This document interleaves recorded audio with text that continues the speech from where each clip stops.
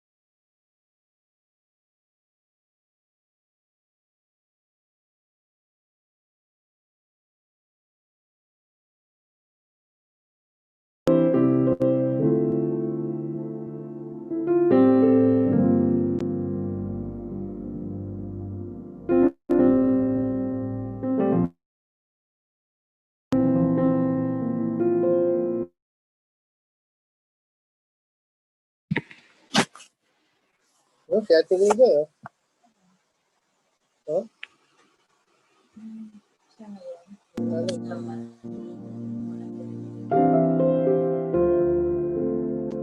Diba?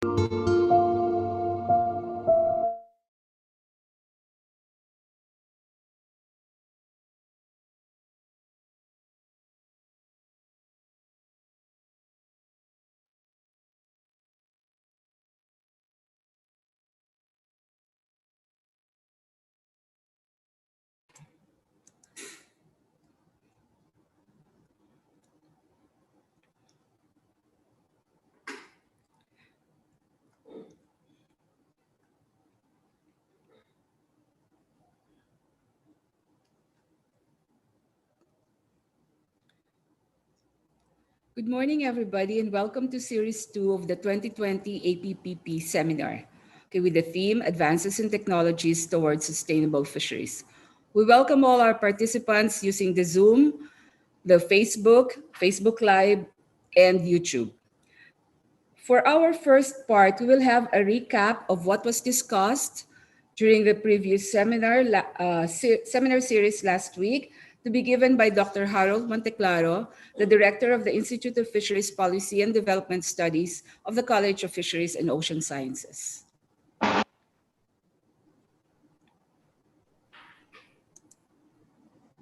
Thank you, Ma'am Cindy. Can I be heard? Yes, sir.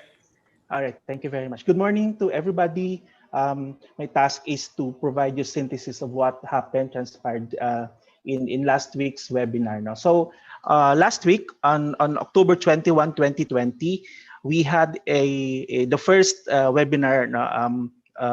That the title of the presentation was Genetics and Genomics Technologies for Sustainable Aquaculture. Our resource person was Dr. Rowena Iguia. She's a scientist from the Southeast Asian Fisheries Development Center Aquaculture Department, or CIFDEC AQD. And Ma'am Weng, no, as she's called in her circle, no, is also a part-time associate professor of the De La Salle University. Now, last week, we had more than 500 participants. We recorded 309 participants in Zoom. 143 watched the presentation in Facebook Live, and then we had 61 in YouTube. No, well, of course, many of our participants shared their Zoom screen. No, so probably we had more than 500 who listened to the presentation of Ma'am Weng last week. No? So we started at 8:45 a.m. and we ended at 10:45 a.m. No? So during last week's webinar, Ma'am Weng, Dr. Iguia started her presentation with some statistics about fisheries production in the country. And then such numbers, of course, indicated the rates of fish landings from the marine fisheries sector had generally been flat, no, since the 1980s, while that of the aquaculture sector had been increasing. No? So Dr. Iguia underscored that fish farming is now viewed as an industry that is vital to achieving food security in the country and even worldwide. No? Now, in her presentation, Ma'am Weng asked an important question, and that was, can we produce more fish? No? So this is especially important as demand for fish is increasing, especially because of the increasing human population.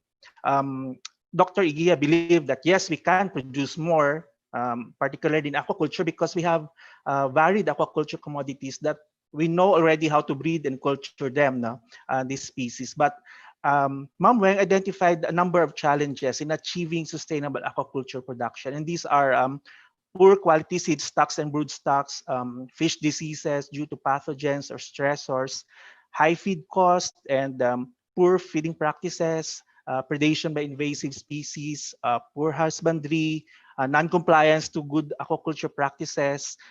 Environmental degradation is also a problem, and now that includes climate change, vulnerability to disasters, and also improper post-harvest protocols, food safety issues, and now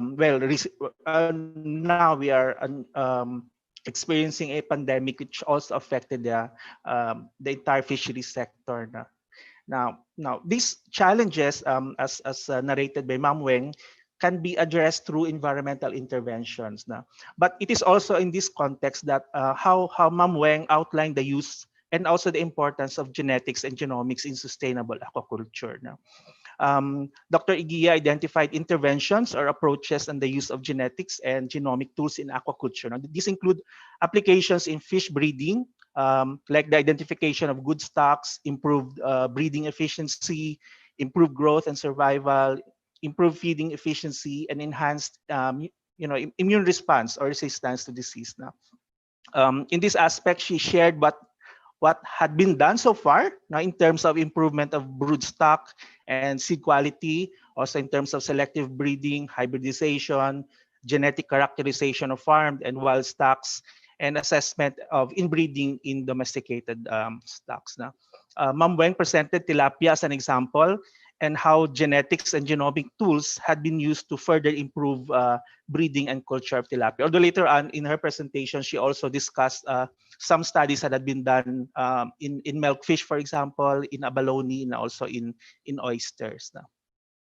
Now, to address problems with aquatic animal disease, Dr. Igia presented several experiences and the use of PCR-based methods to address diseases like the tilapia lake virus, the identification of pathogens during broodstock and seedstock screening, particularly in shrimps, the formulation of tools, methods, and biosensors for such purposes, particularly the use of several applications that would help aquaculture operators to identify pathogens and also even identify species like mud crab species, the crablets.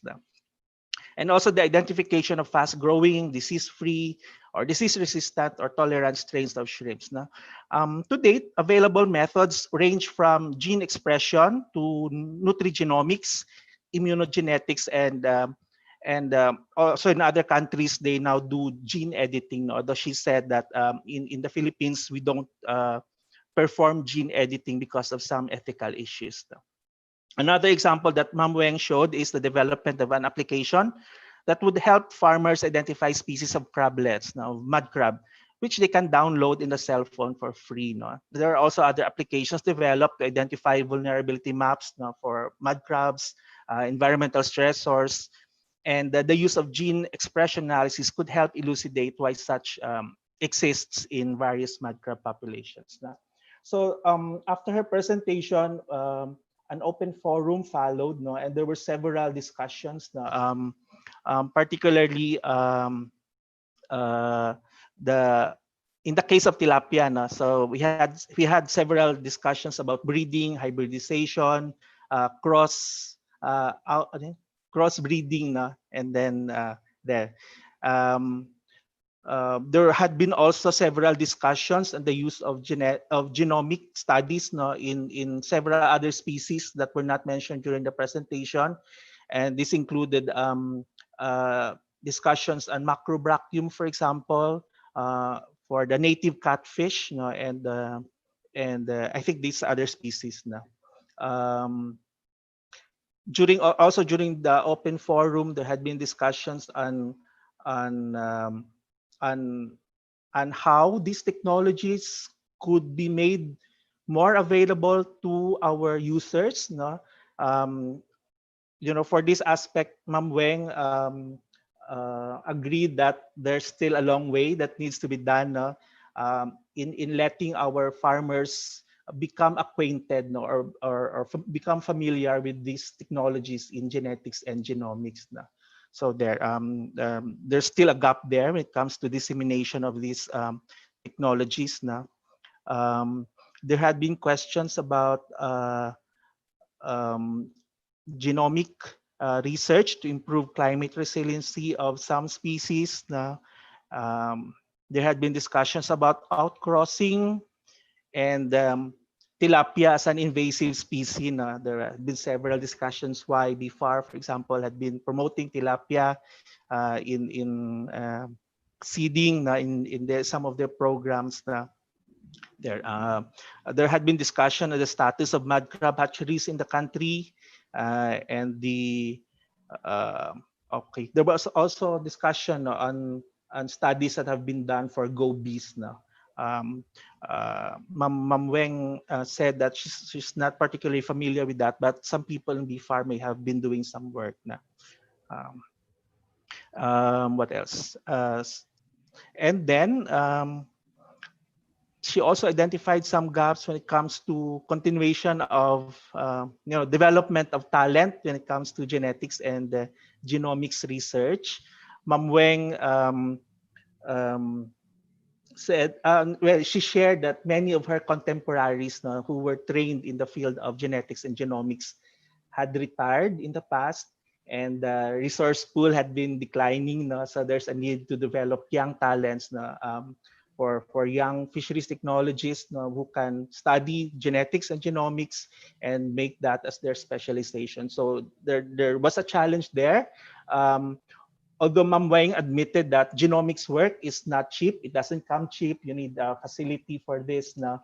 But she shared that for potential students, now for those who want to go into genetics and genomics work, the best thing that probably the students can do is to find a good advisor who works on these fields. Now, she identified several schools, now, like Dr. Lagman in De La Salle, Dr. Rachel Gutangco in MSI, for example, Dr. Brian Santos in UPIB.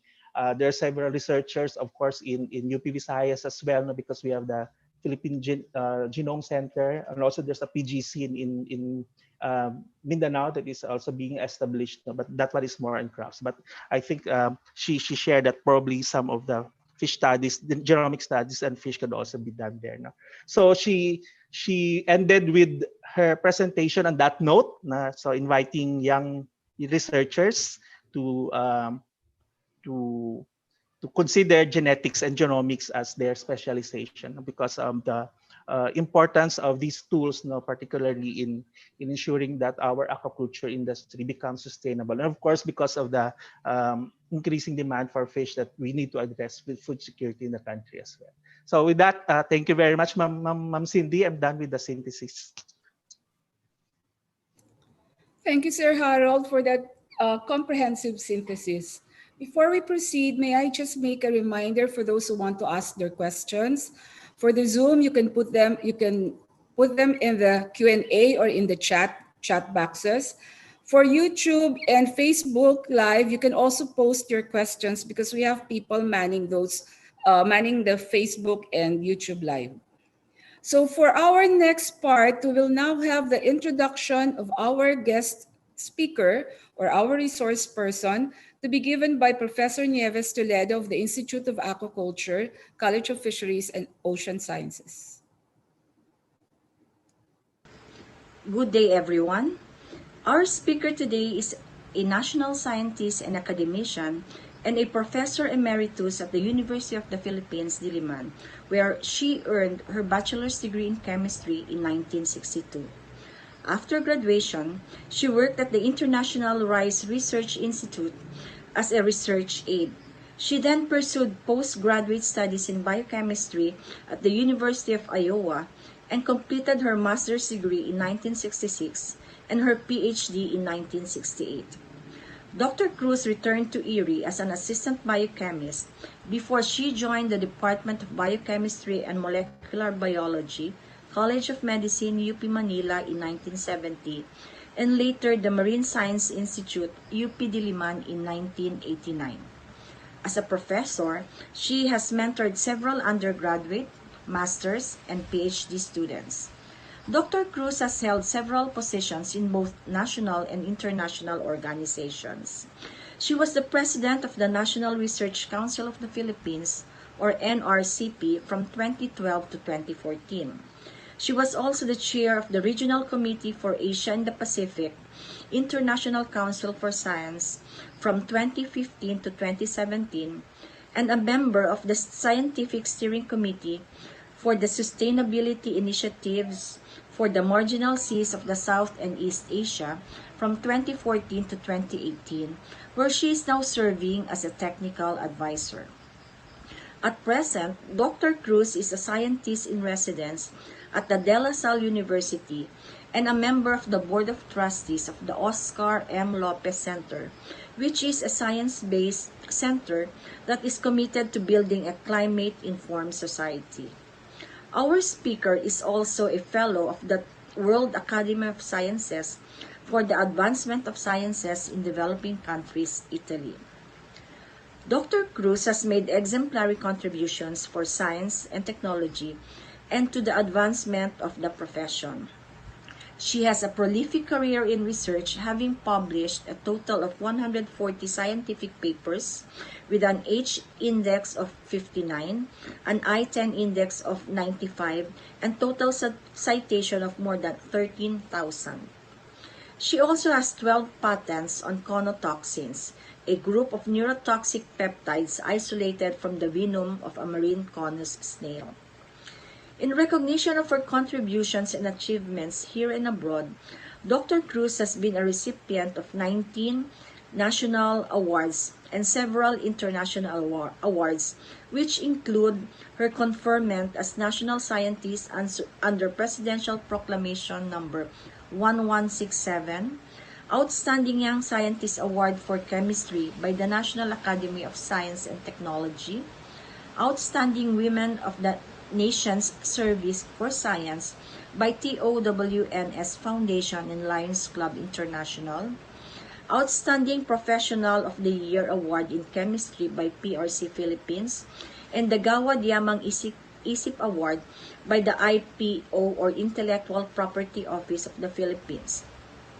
Internationally, she was given the Sven Broholt Award by the International Foundation for Science, Stockholm, Sweden, ASEAN Outstanding Scientist and Technologist, L'Oreal UNESCO Award for Women in Science, and Outstanding Alumnus Award, Carver College of Medicine, University of Iowa, USA. Dr. Cruz continues to be active in research and outreach activities. She was the project leader of supporting the development of partnership in the STI ecosystem under DOST-NAST. Currently, she is the project leader of the Future Earth Philippines program, also under DOST, NAST, and NRCP. Ladies and gentlemen, it is my pleasure to introduce to you national scientist and academician, Professor Emeritus Dr. Lourdes J. Cruz.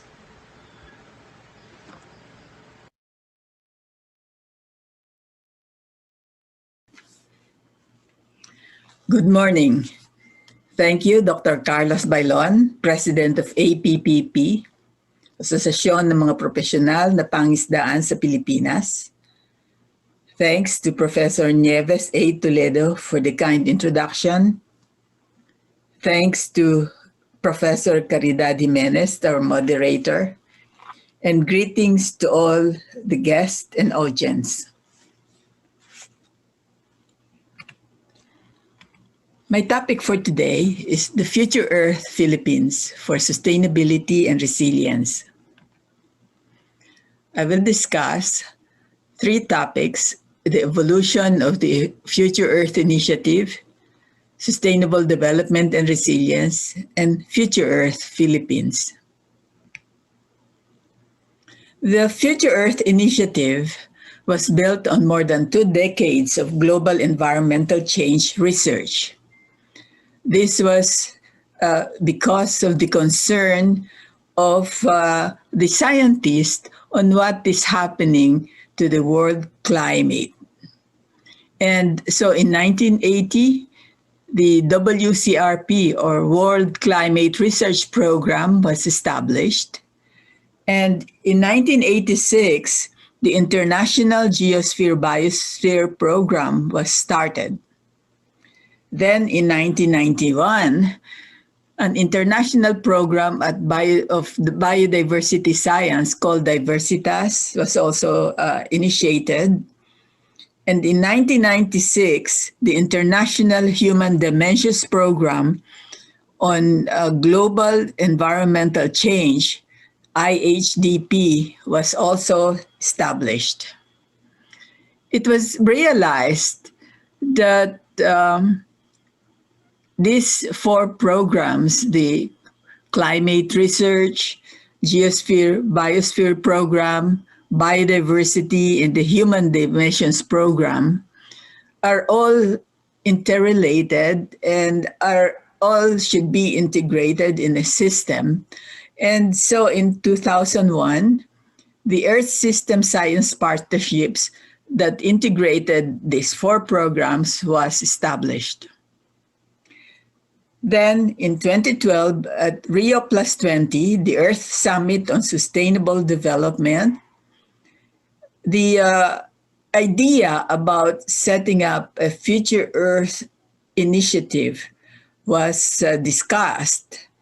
And the following year, the motions for putting together a Future Earth initiative was started. And this took several years until in 2018, the Future Earth Initiative was finally launched. It was launched as a global network of scientists, researchers, and innovators collaborating for a sustainable planet. The main organizations that supported this initiative was UNESCO, the International Science Council, the Belmont Forum, which is a group of national funders, and then the UNEP, the United Nations University, and the World Meteorological Organization. In 2004, IGBP, led by Will Stephen, published a book on global change and the Earth system. This book introduced 5 landmark concepts in Earth system research. First is the notion that Earth is an interconnected system with humans as an integral part. Second, the unprecedented spurt in human activity about mid-20th century, accompanied by significant changes in the biophysical Earth system, was then referred to as the Great Acceleration. The third concept is Anthropocene, which refers to humans that have become the prime driver of change on the planet, pushing it into what might be a new geological epoch.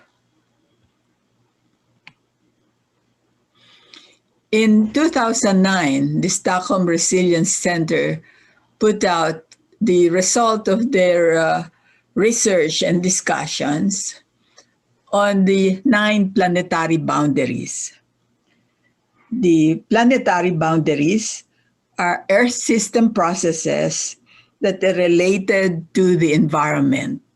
And these are the biosphere integrity, climate change, novel entities, stratospheric ozone depletion, atmospheric aerosol loading, ocean acidification, biogeochemical flows, freshwater use, and land system change. This diagram on the right shows you the state of these different processes. Red indicates that the Earth process, is now beyond the zone of uncertainty, that it is at a high risk. The yellow indicates that the zone of uncertainty, and it's described as increasing risk. Green indicates that the Earth process is below the boundary, that is, it is still within the safe level, and the gray is indicated where boundary is not yet quantified. And as you see here, the genetic diversity is already red. That is, it's already in danger. And in the biochemical flows, nitrogen and phosphorus are both in the red. They're also at high risk because of the accumulation of phosphorus and nitrogen in our waters. The yellows, which are increasing risk, are shown by land system change and by climate change that are slowly approaching the boundary for increasing risk. And the green ones are those that are still within the safe zone, such as the freshwater use, this stratospheric ozone depletion, and as you see here, the ocean acidification is getting close to the boundary, and probably by this time, it has already cross the boundary to increasing high risk. The landmark concepts in the Earth system also includes the possibility of crossing irreversible thresholds in the Earth system and the combined impact of human societies lead to a major long-term global change, which then leads to potentially dangerous consequences for humanity. And lastly, and the other landmark concept is that there's a need for and possibility of planetary stewardship in a rapidly changing world. So a truly global system of science is needed for us to cope with the challenges that lie ahead. Let me introduce at this point the ecological tipping point concept, and that I'm sure you all know, but I think it's important to discuss it here in relating it to resilience. So the x-axis shows the ecosystem condition, rather the y-axis shows the ecosystem condition, and the x-axis the drivers or cumulative impact. For as long as the ecosystem condition remains the same, as in the case up to this level of cumulative impact, the ecosystem is safe and can be said to be resilient. Because if suppose the ecosystem is at this point, if you introduce some kind of a driver here and a change in the environment, then it's still within the safe zone. But as you reach down over closer and closer where the ecosystem condition now starts to deteriorate, then any change in the impact, in the driver cumulative impact, will greatly affect the ecosystem. And there comes a point when this will suddenly drop down to the deteriorated ecosystem, and this inflection point is known as the tipping point. Once you reach the tipping point and it's gone down to the low level, it's very difficult to restore. You require a lot of effort to restore this to the original ecosystem condition. And examples of these that are generally used are the sudden algal bloom due to the accumulation of phosphorus and nitrogen. That's due to eutrophication. And the other is the collapse due to overharvesting, as in the case of the sea urchins of Bolinao.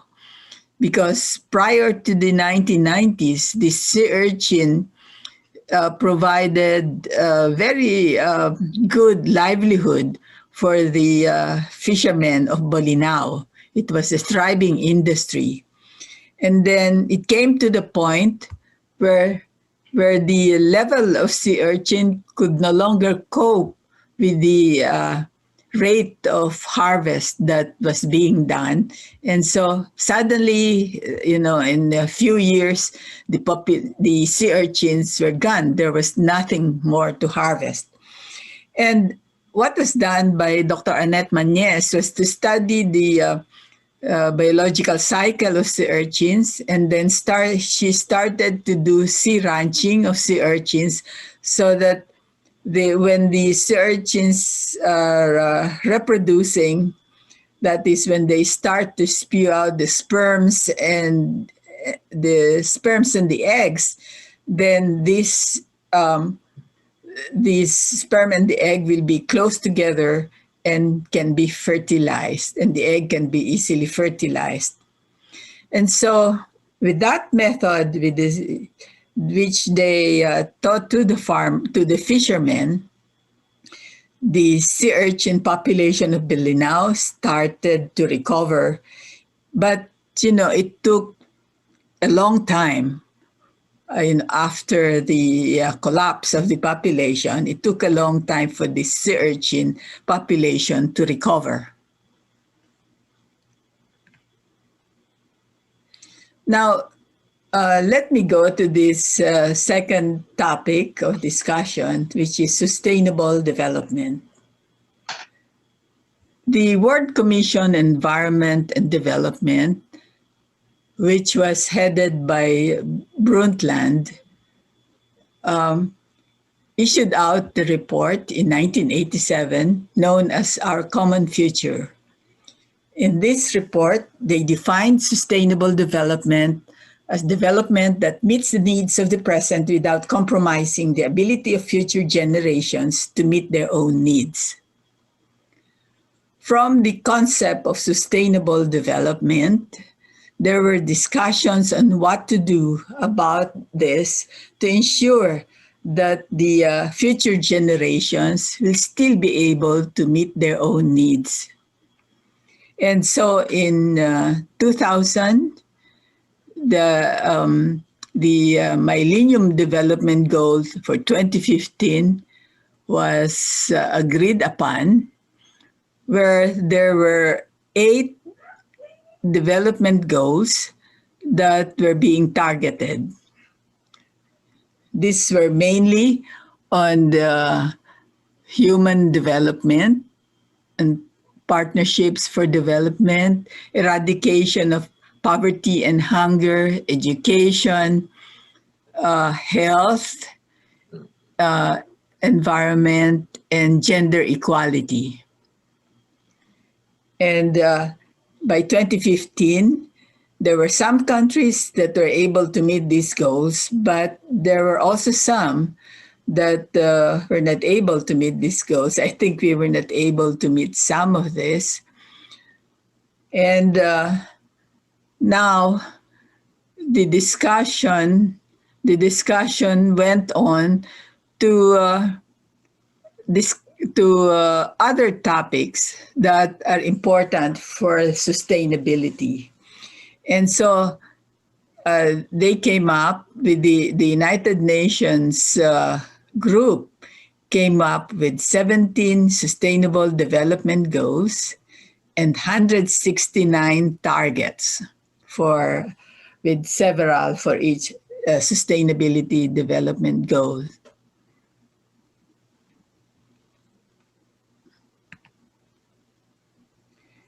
We say development is not sustainable when we spend all our resources now, leaving the future generations nothing. And this happens when there is deforestation, mangrove destruction of coral reefs and other marine resources. And because of this loss in the biocapacity, then it would be difficult there is also loss of biodiversity and difficult for living organisms to survive. And then development is also not sustainable when we generate waste that nature has difficulty recycling. As you see here in this mining site that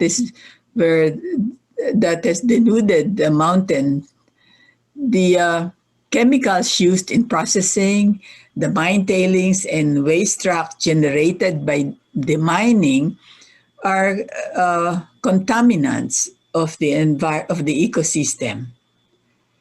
And in agriculture, this becomes unsustainable when the farmers use a lot of pesticides and fertilizers. So these pollutants can severely damage the ecosystems. And a very serious form of pollution are the plastics, as shown here, which is a picture of Manila Bay, and with tons of single-use plastics that accumulated there.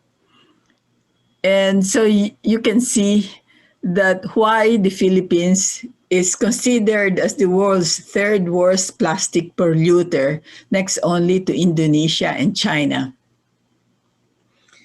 Manila Bay is not only notorious for its plastic pollution, but it is also has a very high level of coliform bacteria due to the sewage that are emptied out by the different towns that surround Manila Bay. In addition, the atmosphere around Manila is also dangerous. The Philippines has been considered as the third highest, as the place with the third highest death rate due to outdoor pollution. And according to WHO, it is second. It has the second highest death rate due to indoor pollution in the Asia Pacific region. So the pollution caused by mining, by agriculture, by the plastics, and the other waste that are produced in urban areas produce a very large ecological footprint in the Philippines ecosystem. Shown here is a graph from the Global Footprint Network website, and this shows the decrease in biocapacity as indicated here by the green line that went in 1961 from a little bit less than 1 down to 0.6 global hectares per capita by 2014.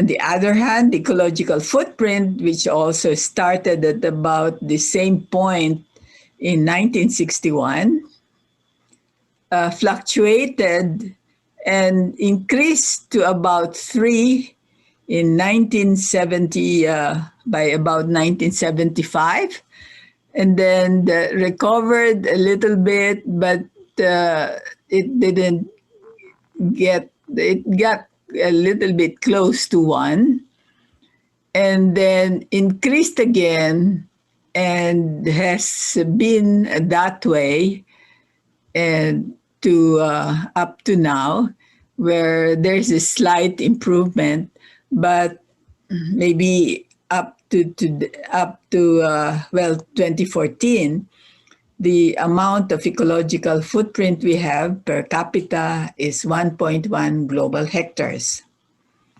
So this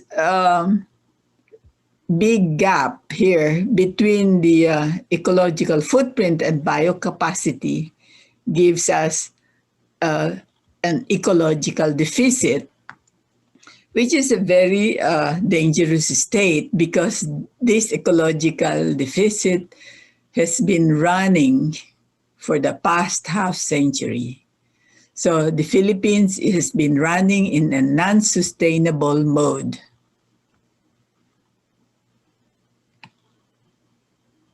Because of this situation, a group of scientists brainstormed and decided to set up a Future Earth Philippines program for sustainability and resilience. The objective is to establish a Future Earth Philippines program that will provide scientific and social basis for policies and improve citizen action and stakeholder participation in an effort to attain Philippine sustainability. The mission is quite urgent because of that biocapacity deficit that we have been operating in.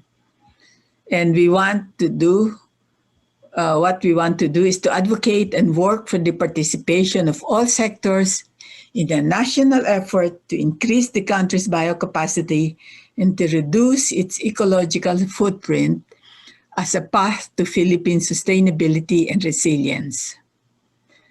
Those with better resources are certainly more resilient, as we have found, during the pandemic. But unfortunately, our biocapacity is very low, and so we have very little to work with. We submitted the proposal to the OST, and this was funded as an exploratory phase where we have the DOST, shared NAS, and RCP involved. My co-PL for this project was academician Rodora Asansa, the president of NAST. And among the key researchers are Alvin Colaba of the LSU, Decibel Eslava of UPLB, also academician Rex Victor Cruz, and Dr. Victoria Espaldon. Then Marieta Sumagaysay and Dr. Gregorio del Pilar from NRCP. And the different clusters were composed of scientists from UP, mainly from MSI and CISAM, and then from the LSU and Ateneo de Manila. The title of the project is Future Earth Philippines Program for Sustainability and Resilience. And the vision that we came up with is a progressive and resilient Philippines, sustained by inclusive science and technology innovation, and a culture of integrity, equity, and Filipino values. Our medium-term goals is to improve national capability to attain the SDGs through knowledge to action programs, and to provide science-based policy recommendations for sustainability and resilience. We have a website, which is the futureearthph.org. And this is about the Philippine Sustainability Agenda. For this second phase of Future Earth Philippines, which you are still trying to negotiate, this website will become the digital hub and will serve as a knowledge emporium for the Future Earth researchers and participants. So here are the sustainable development goals that we want to help the Philippines to attain. Originally, we thought it would be difficult to tackle all the sustainable development goals, but NEDA insisted that we should do so. And I guess this is really reasonable because the different SDGs are interrelated anyway. So what we did, as we were developing the knowledge to action programs for sustainability and resilience, was we decided to focus on a particular SDG that we think is important, really, for everyone. And this is we thought is the SDG 11, for us to maintain sustainable cities and communities where there are healthy people and there is healthy environment. So for us to attain the sustainable cities and communities, we must have decent work and economic growth, that is SDG 8. And this will lead to no poverty, or, for the SDG 1. Then zero hunger, SDG 2. And this can lead to good health and well-being, SDG 3. On the other hand, we have the healthy environment that requires a healthy ecosystem on land and below water. And also we need a clean water supply and adequate sanitation. So all of this above the blue lines are what we refer to as those SDGs that we really want to attain for us to have a sustainable community. Now, those SDGs in the middle row are those that are we consider as the interventions that we need to achieve the sustainable cities and the other attributes of that.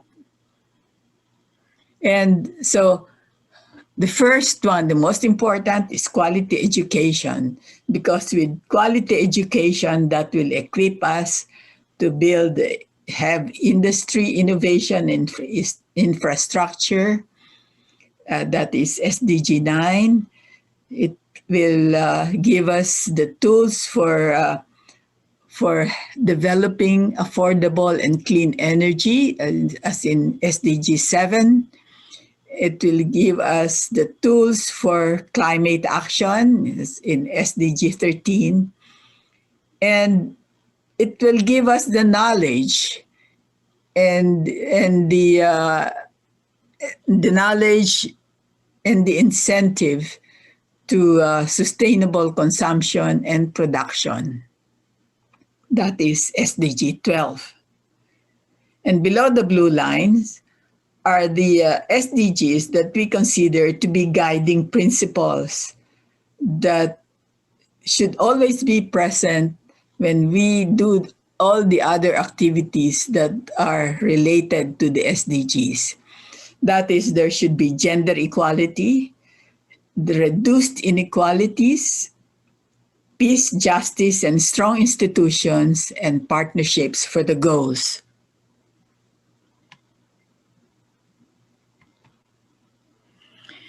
In analyzing the problems that we encounter today, like life below water, life on land, the environment, healthy for a healthy environment, what we did was to focus on one of the biggest problems that we have.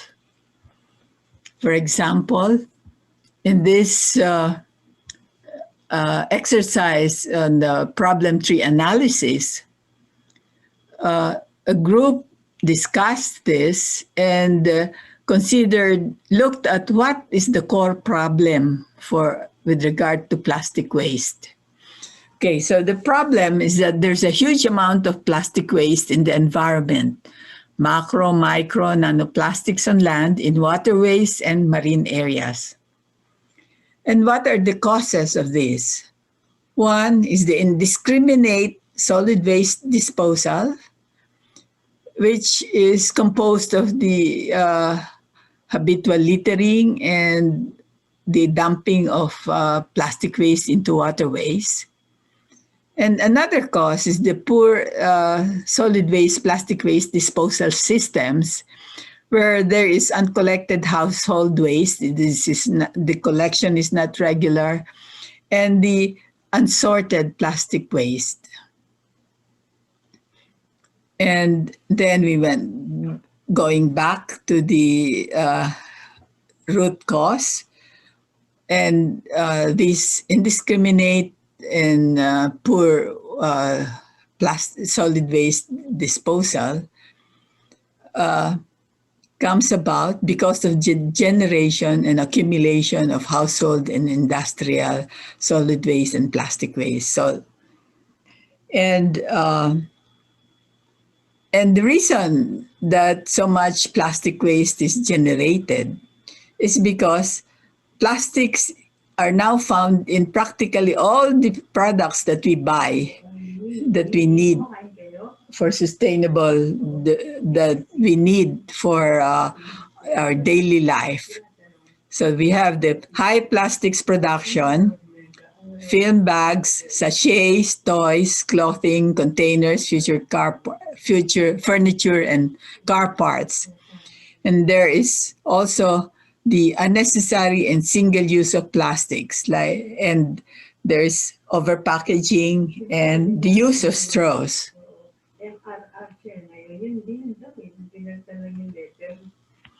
And the problem results in a number of effects. One is the flooding that is due to the clogging of waterways, and that leads to economic losses, and including the loss of tourism. There's also toxins in plastics, and this leads to bad effects on human health. Plastics can also be eaten by animals and cause the death of these animals, so that this can lead to the loss of livelihood because of the decrease in the death of animals. There's also loss of biodiversity. And another effect is the clogging of ships' water intake that can lead to higher expense for the shipping industry. Okay, now what we did also was to carry out a solution tree analysis. The plastic waste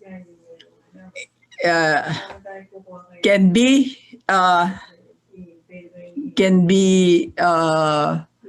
resolved by having a transdisciplinary approach and an inclusive approach to trying to solve the plastic waste. We need education, IEC, and strategic communication for behavioral change. And on the other hand, there should be efficient solid waste and plastic waste management system that is sorting at the source. We need to reuse and reduce plastic. And we also need sanitary landfill for the residual and toxic hazardous waste. For the technological solutions, there are several, including life cycle analysis of plastics, that is socioeconomic analysis, the use and development of biodegradable plastics and products, R&D and plastic degradation by fungi and microbes, improvement and use of existing technologies for plastic waste recycling, and highly efficient energy generation from solid waste, plastic waste coupled with CO2 and nitric oxide sequestration. When we do this, then the outcome will be lower levels of plastic waste in the environment, economic losses, death of birds and marine animals from plastic ingestion. And this will lead to improved tourism industry, earnings from coastal livelihood, human health, and well-being.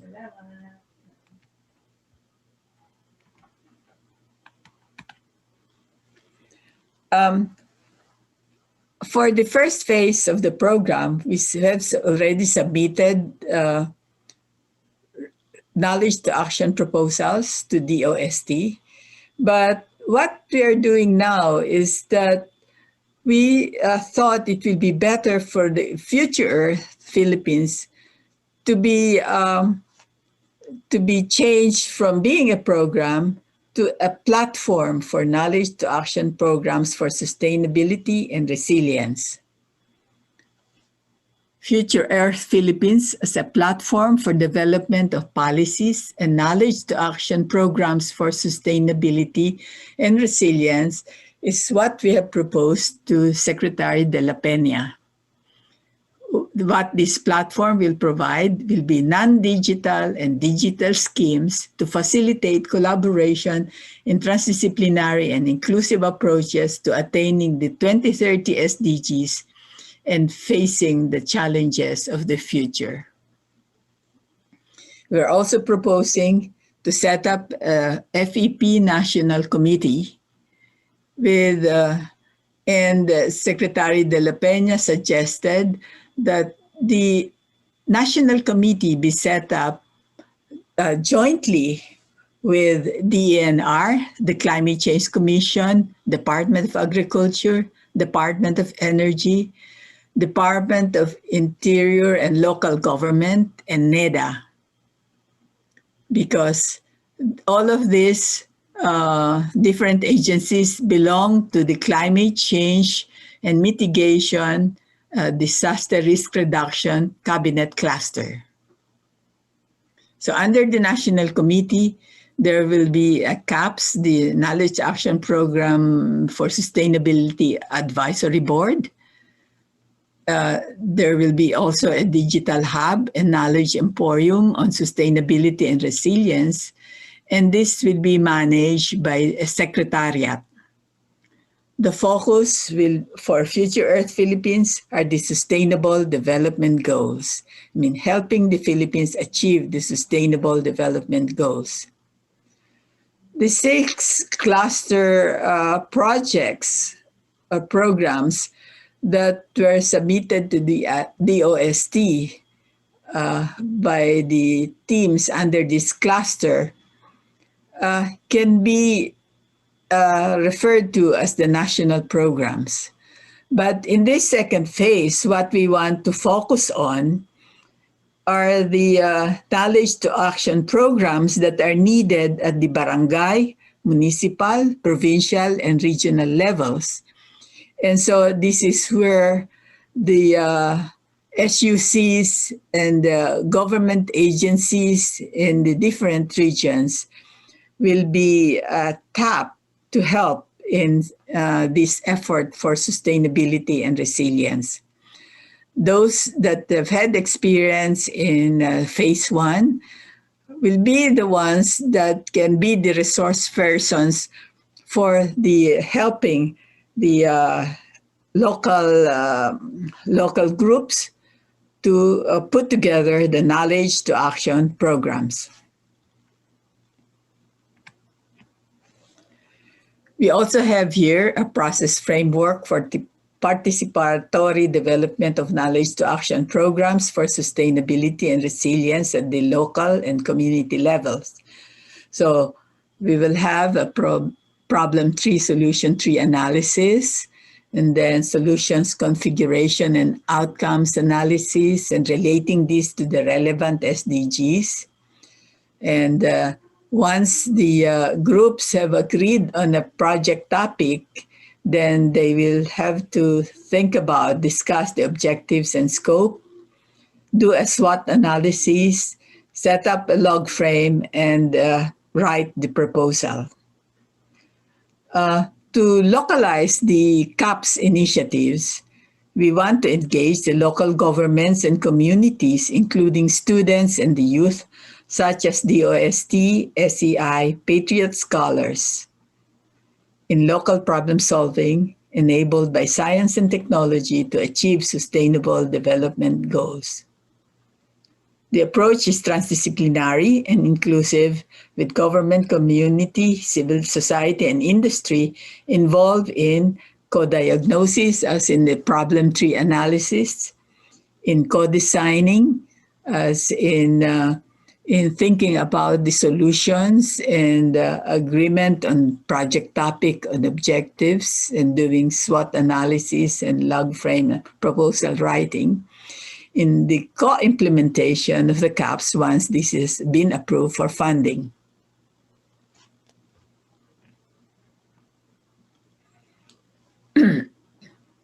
Sustainability, yes, this is the relationship between sustainability and resilience, are concepts that are interrelated.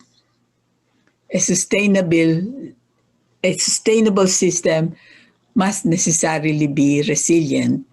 It cannot be sustainable if it is not resilience, and resilience contributes to sustainability. So these two concepts are closely linked. And so for us to be sustainable and resilient, we must increase our biocapacity and decrease our ecological footprint. You are all familiar with this, that the Philippines is among the top 10 countries affected by natural disasters, such as Yolanda in 2013, Typhoon Lawi in 2016, Typhoon Ompong in 2018. And then there are also earthquakes in Bohol, Surigao, and other parts of Mindanao. volcanic eruptions of Mayon and more recently, Taal eruption. And so with the number of hazards, naturally occurring hazards that visit the country, we really need to prepare for them. And we need to improve our resilience to these natural hazards. And the situation that we are in now, the COVID-19 pandemic, is something that was no one expected.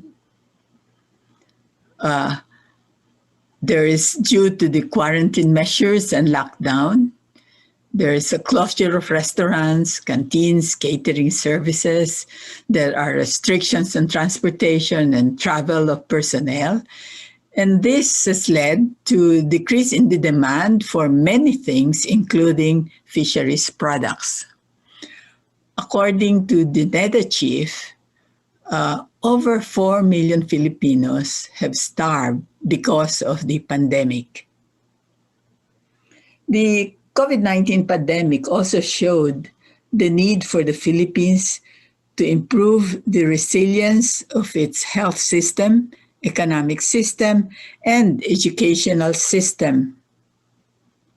There's a need for us to develop resilience to unforeseen hazards, as in the case of COVID-19.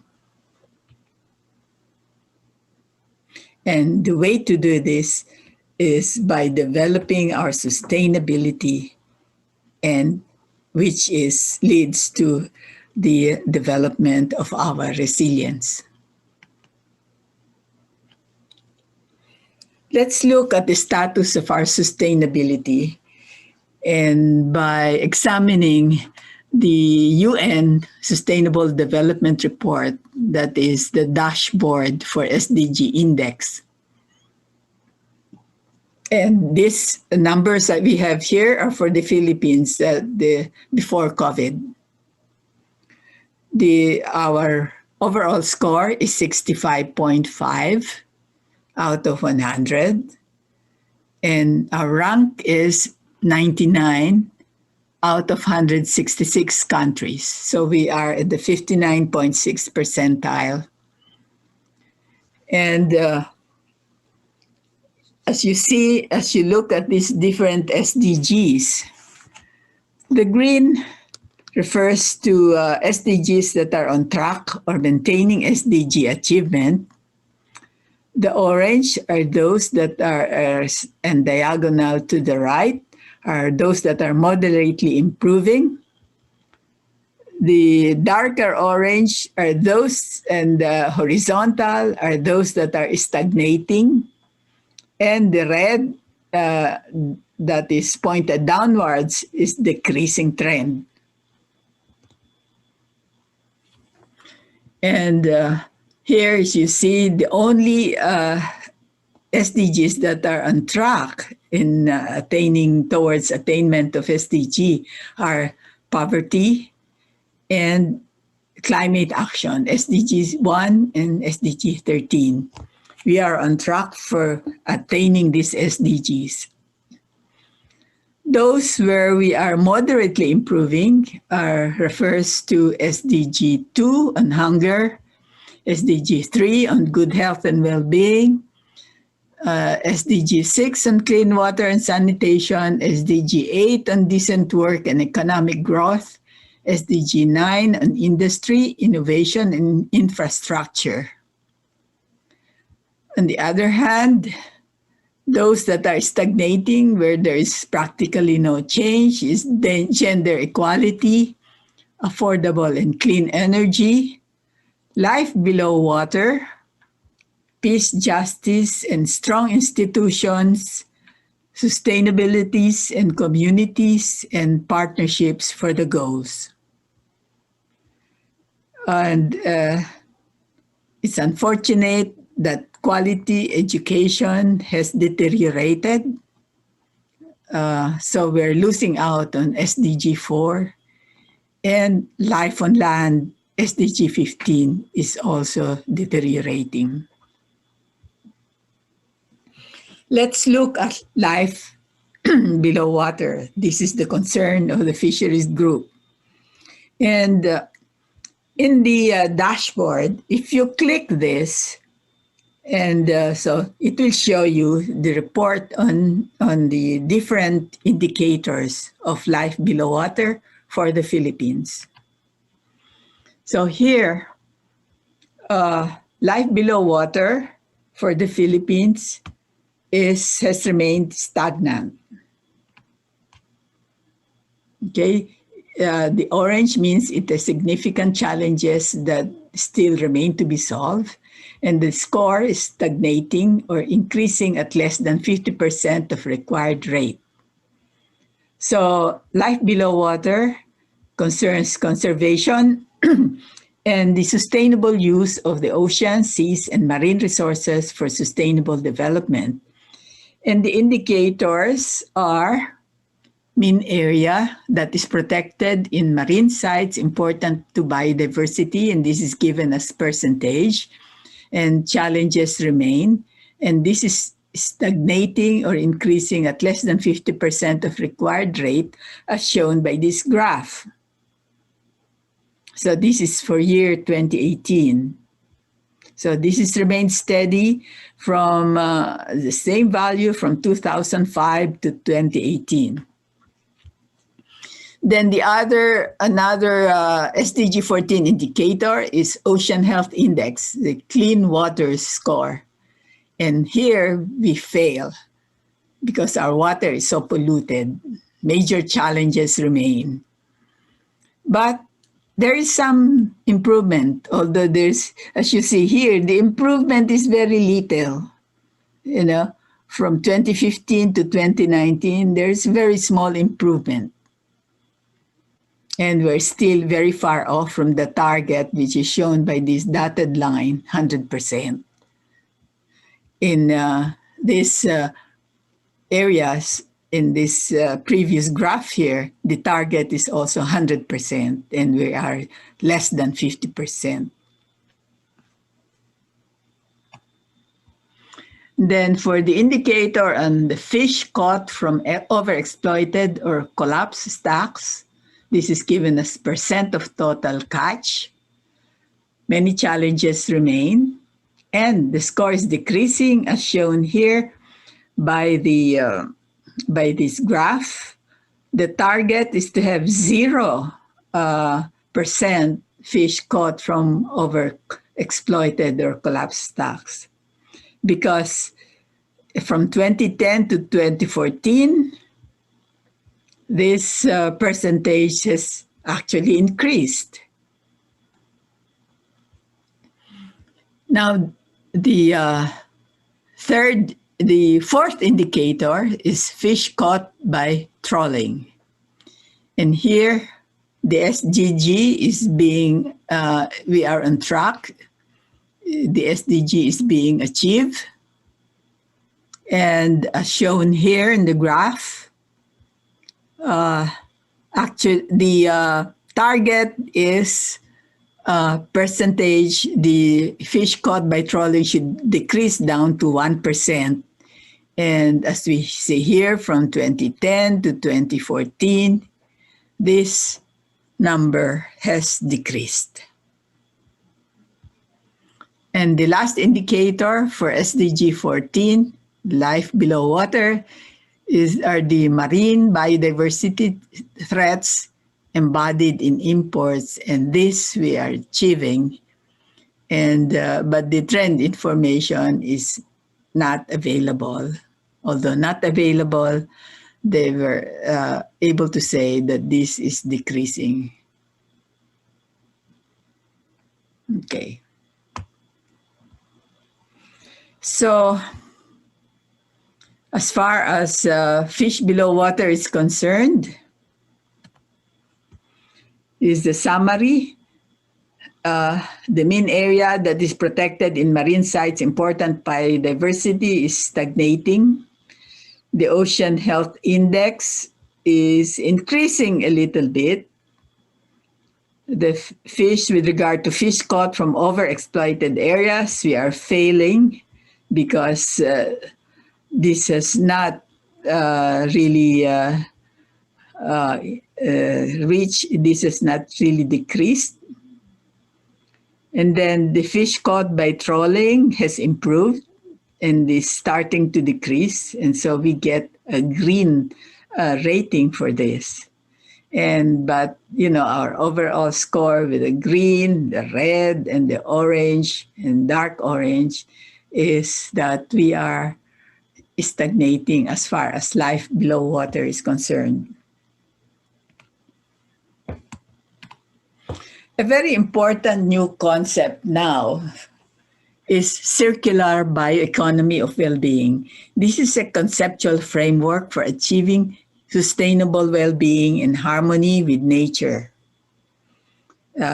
This was published by Mark Palahi and Justin Adams just recently, October 6, 2020, in the World Economic Forum publication.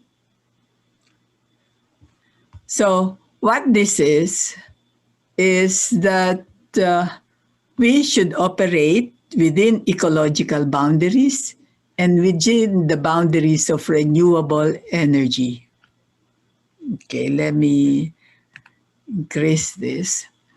So here, is shown here, the society is at the center.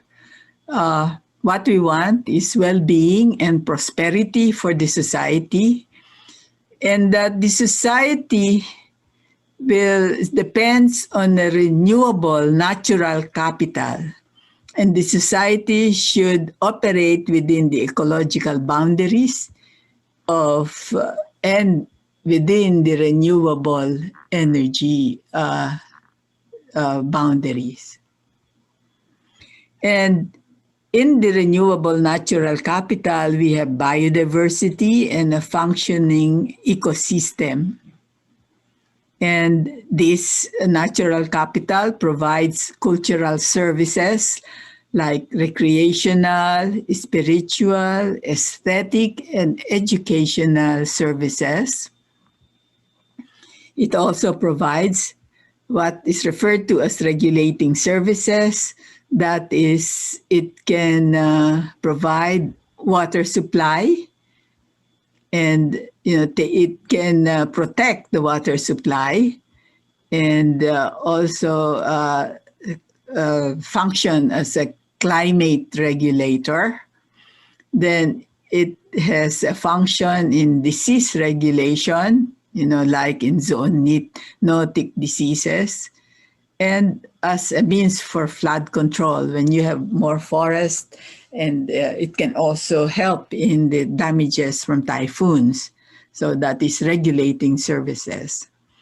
And the natural capital will also have provisioning services, such as in agroforestry, fisheries and aquaculture, sustainable forestry, sustainable agriculture. And these are being done without deforestation, without destruction of the natural environment. And under provisioning services, this will also lead to the development of sustainable biofuels, development and use of this, the development of bioenergy. And we have materials that can be used for manufacturing, and then also the manufacture of chemicals needed by industry, and of course the food. And this biomass processing can also eventually, with the cascading eco-design and the increase in efficiency, can help in the construction industry, with bioproducts that are produced from the biomass processing, and that can be used for packaging, to be used as pharmaceuticals, textiles, and construction. And this will be used by societies. And we also have here biocities. These are like technology parks.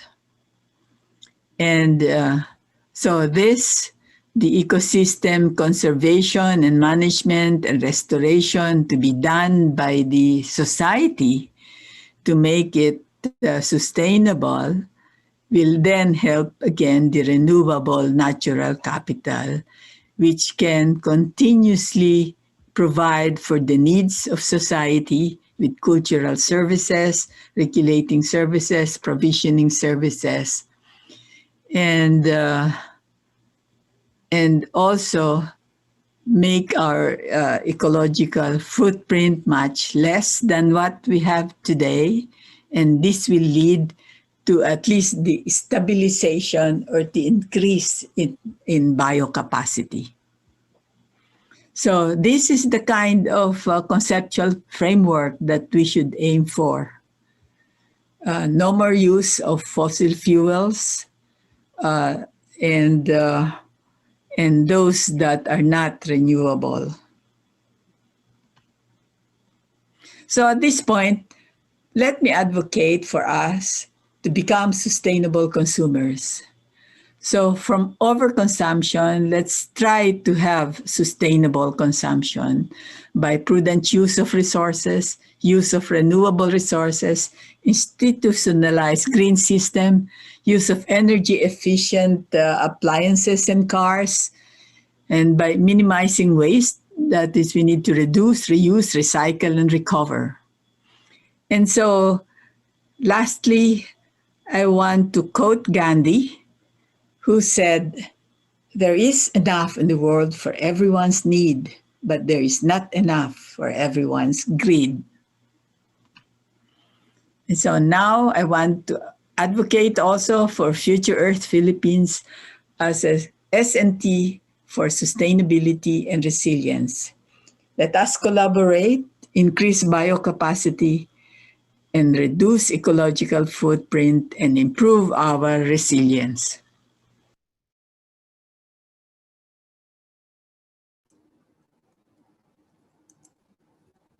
Maraming salamat po, Dr. Cruz. For the information of all our participants, Dr. Cruz is with us today, and she will be spotlighted in a few seconds for your questions. Ma'am, uunahin ko na po itong isa kasi marami po yung questions about the pandemic. Okay, although there might not be enough data yet, but what if the pandemic created an impact on the attainment of the SDGs? Which among the SDGs was heavily affected by the pandemic? And could you more or less gauge how many years worth of effort was lost?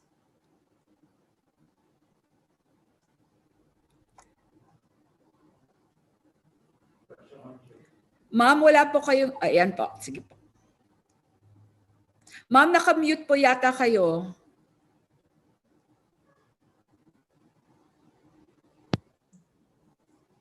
Hello? Yes, ma'am. We can hear you now. Baka mahina ito. Teka. Hello? Is this better? Yes, ma'am.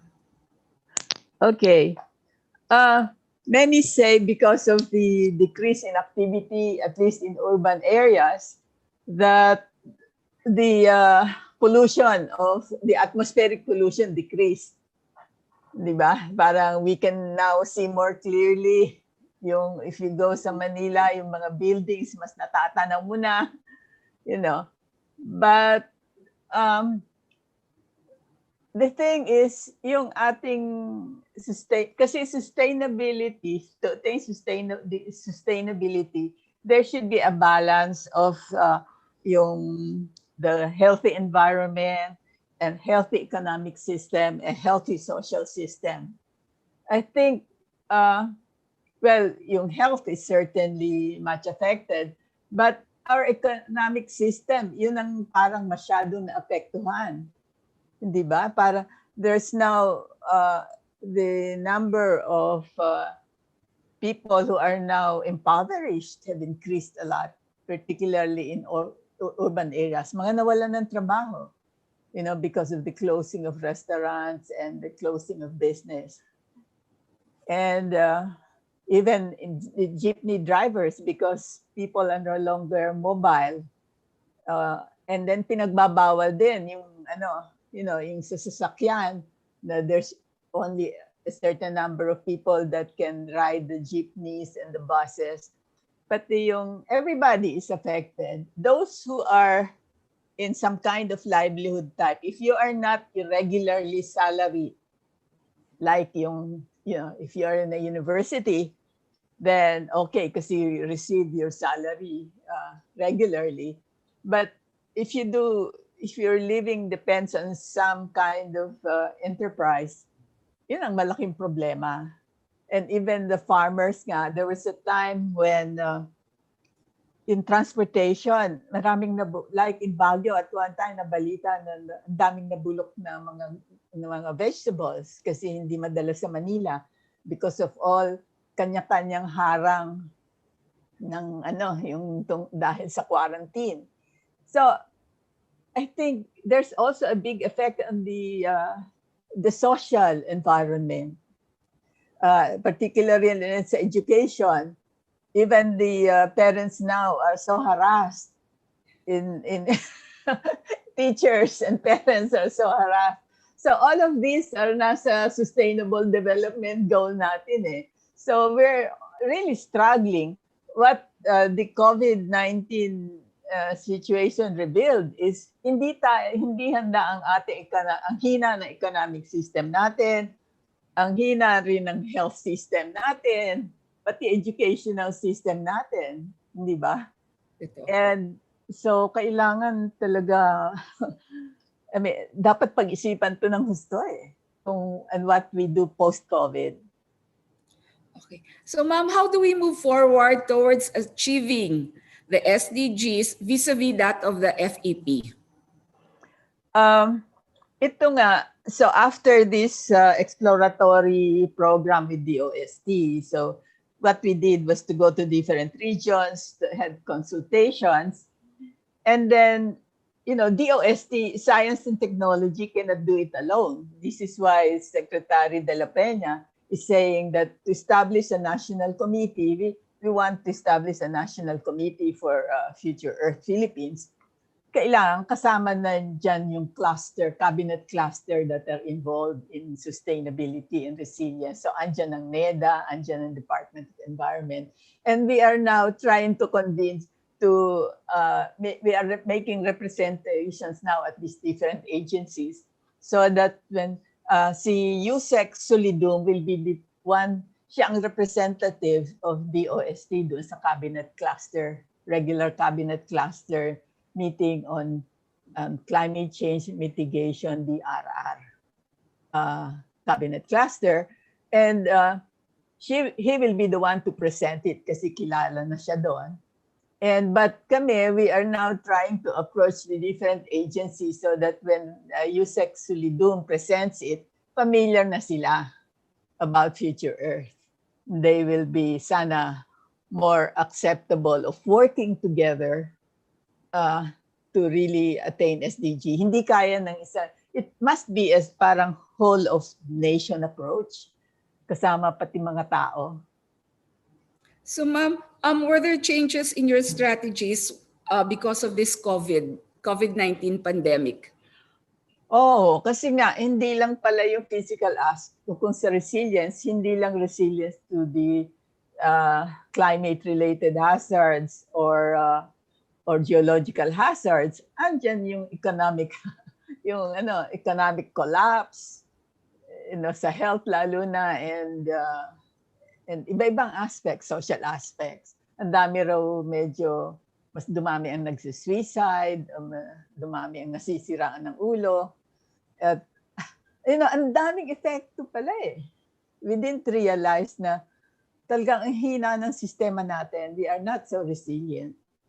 We have to get our act together. We need a good leadership, yung parang a conductor who can orchestrate ito, yung ating path out of kasi tulad ng graph na pinakita ko, ang baba na ng ating biocapacity. Ang taas na ng ating ecological footprint. Somehow we should make these two graphs meet. Babalance man lang, but it would be better if we have a surplus of biocapacity sana, yung sa forest, yung mga national greening program natin, parang it didn't work too well. Depende siguro sa lugar. Totoo po yan. Kasi may mga nagkaroon po yata ng conflict among the different agencies, national government agencies, when it came to the NGP program of the Philippines. Now ma'am, going back to a general question, what are the factors that are affecting the Philippines in achieving or contributing to the SDG goals set to be achieved by 2030? And which among these SDG goals would be the most achievable? Well, according yung sa SDG dashboard na pinakita ko, hindi ba parang yung poverty mukhang before COVID. Parang we're in the track sa climate action. Sa climate action kasi meron na ngayong flood maps, meron ng mga, yung ginagawa ng yung mga fault maps, and then yung mga landslide areas, prone areas, meron na noon. But we have to go more than that. Yung post-recovery tulad nung after Haiyan, hindi pa rin totally naka-recover. Daming mahihirap. Ang naiiwan yung mahihirap eh. Ang poverty ang kailangan natin masolusyonan. Although parang on track tayo before COVID sa poverty, I think biglang tumaas ang poverty level natin ngayon. Ang daming ang hirap na hirap. At saka nag-uwian pa yung mga OFWs that were sending mga hindi ba? Remittances. Remittances. Ngayon, unti-unti na sila nakakabalik. Pero ang daming na-displace. Yeah, ang laking problema. So how is the FEP addressing all this, ma'am? Ito nga, whereas we want to involve, ang problema sa DOST, sabi nila for next year daw, ang liit ng budget na ibigay. Yes, nag-cut sila talaga ng budget. And so we think by convincing the other agencies to join this effort, lalo na ang DNR, dapat naman, malalaki budget ng mga yan ng DNR, DA, malaki rin budget ng, ang DOH, kailangan nila yon. But NEDA is there, Climate Change Commission, DOE, mga malalaking budget niyan compared sa DOST. So what we plan to do is, because these agencies, meron na rin sila mga sustainability programs. Kaya lang, yung ang sustainability programs natin na hiwa-hiwalay. Very sectoral. Oo. So kung magkausap-usap by having this national committee, and we can have more dialogue, and siguro we can look at the programs ng bawat isa and see kung paano natin mapagtutulong-tulong yung mga programs. I'm sure there will be lots of negotiations kasi yung iba, ay amin tong program na ito. Dapat hindi ganun eh. I mean, tulong-tulong, open. We should all be open. So we do need collaborative efforts po, di ba po, ma'am? Talaga. Ma'am, ang tanong po, meron po nagtatanong, how can SUCs join the FEP or by invitation po ba daw to? Hindi. If you're, actually, pag naayos na itong national committee na ito, we will go out and we want to, yung sa bawat, kasi may mga regional funds din naman, so we want to coordinate with the regional agencies, and baka meron ding, the ILG, yung mga mayors. There are some provinces or some cities na okay sila in terms of SDGs. Yung tulad sa Kawayan, doon sa Kawayan Isabela, yun lang ang nakitaan ni Doy Romero na talagang nakapost sa kanila doon yung SD, Sustainable Development Goals. Conscious na conscious yung nila, yung mayor or the governor about it. Sa ibang, actually, nagpunta kami sa Ormoc, si Mayor Gomez. Richard Gomez. Oo. Was also so concerned with sustainability. In fact, he gave a talk in one of the UN conference on sustainability, wanting to become at least neutral, carbon neutral in Ormoc. So merong mga ganon. If we can have these key yung mga efforts na that can be learned by the other administrators. Sana, magprogreso tayo. And then, siguro dapat sa susunod na eleksyon, we should ask the politicians to have an SDG agenda. Yes. Hindi ba? Dapat hingin natin yon. Dapat clear. Oo. Anong Para gagawin nyo para sa sustainability? Oo. Ma'am, my question, are biodegradable plastics safe for the environment? May question dyan sa mga biodegradable plastics na yan eh. Kasi marami hindi naman talagang biodegradable. Even may sinasabi nila it comes from plants, pero if it's treated in such a way na nawala na yung mga bonds that can be cleaved by enzymes or microorganisms, hindi na siya actually biodegradable. Kailangan,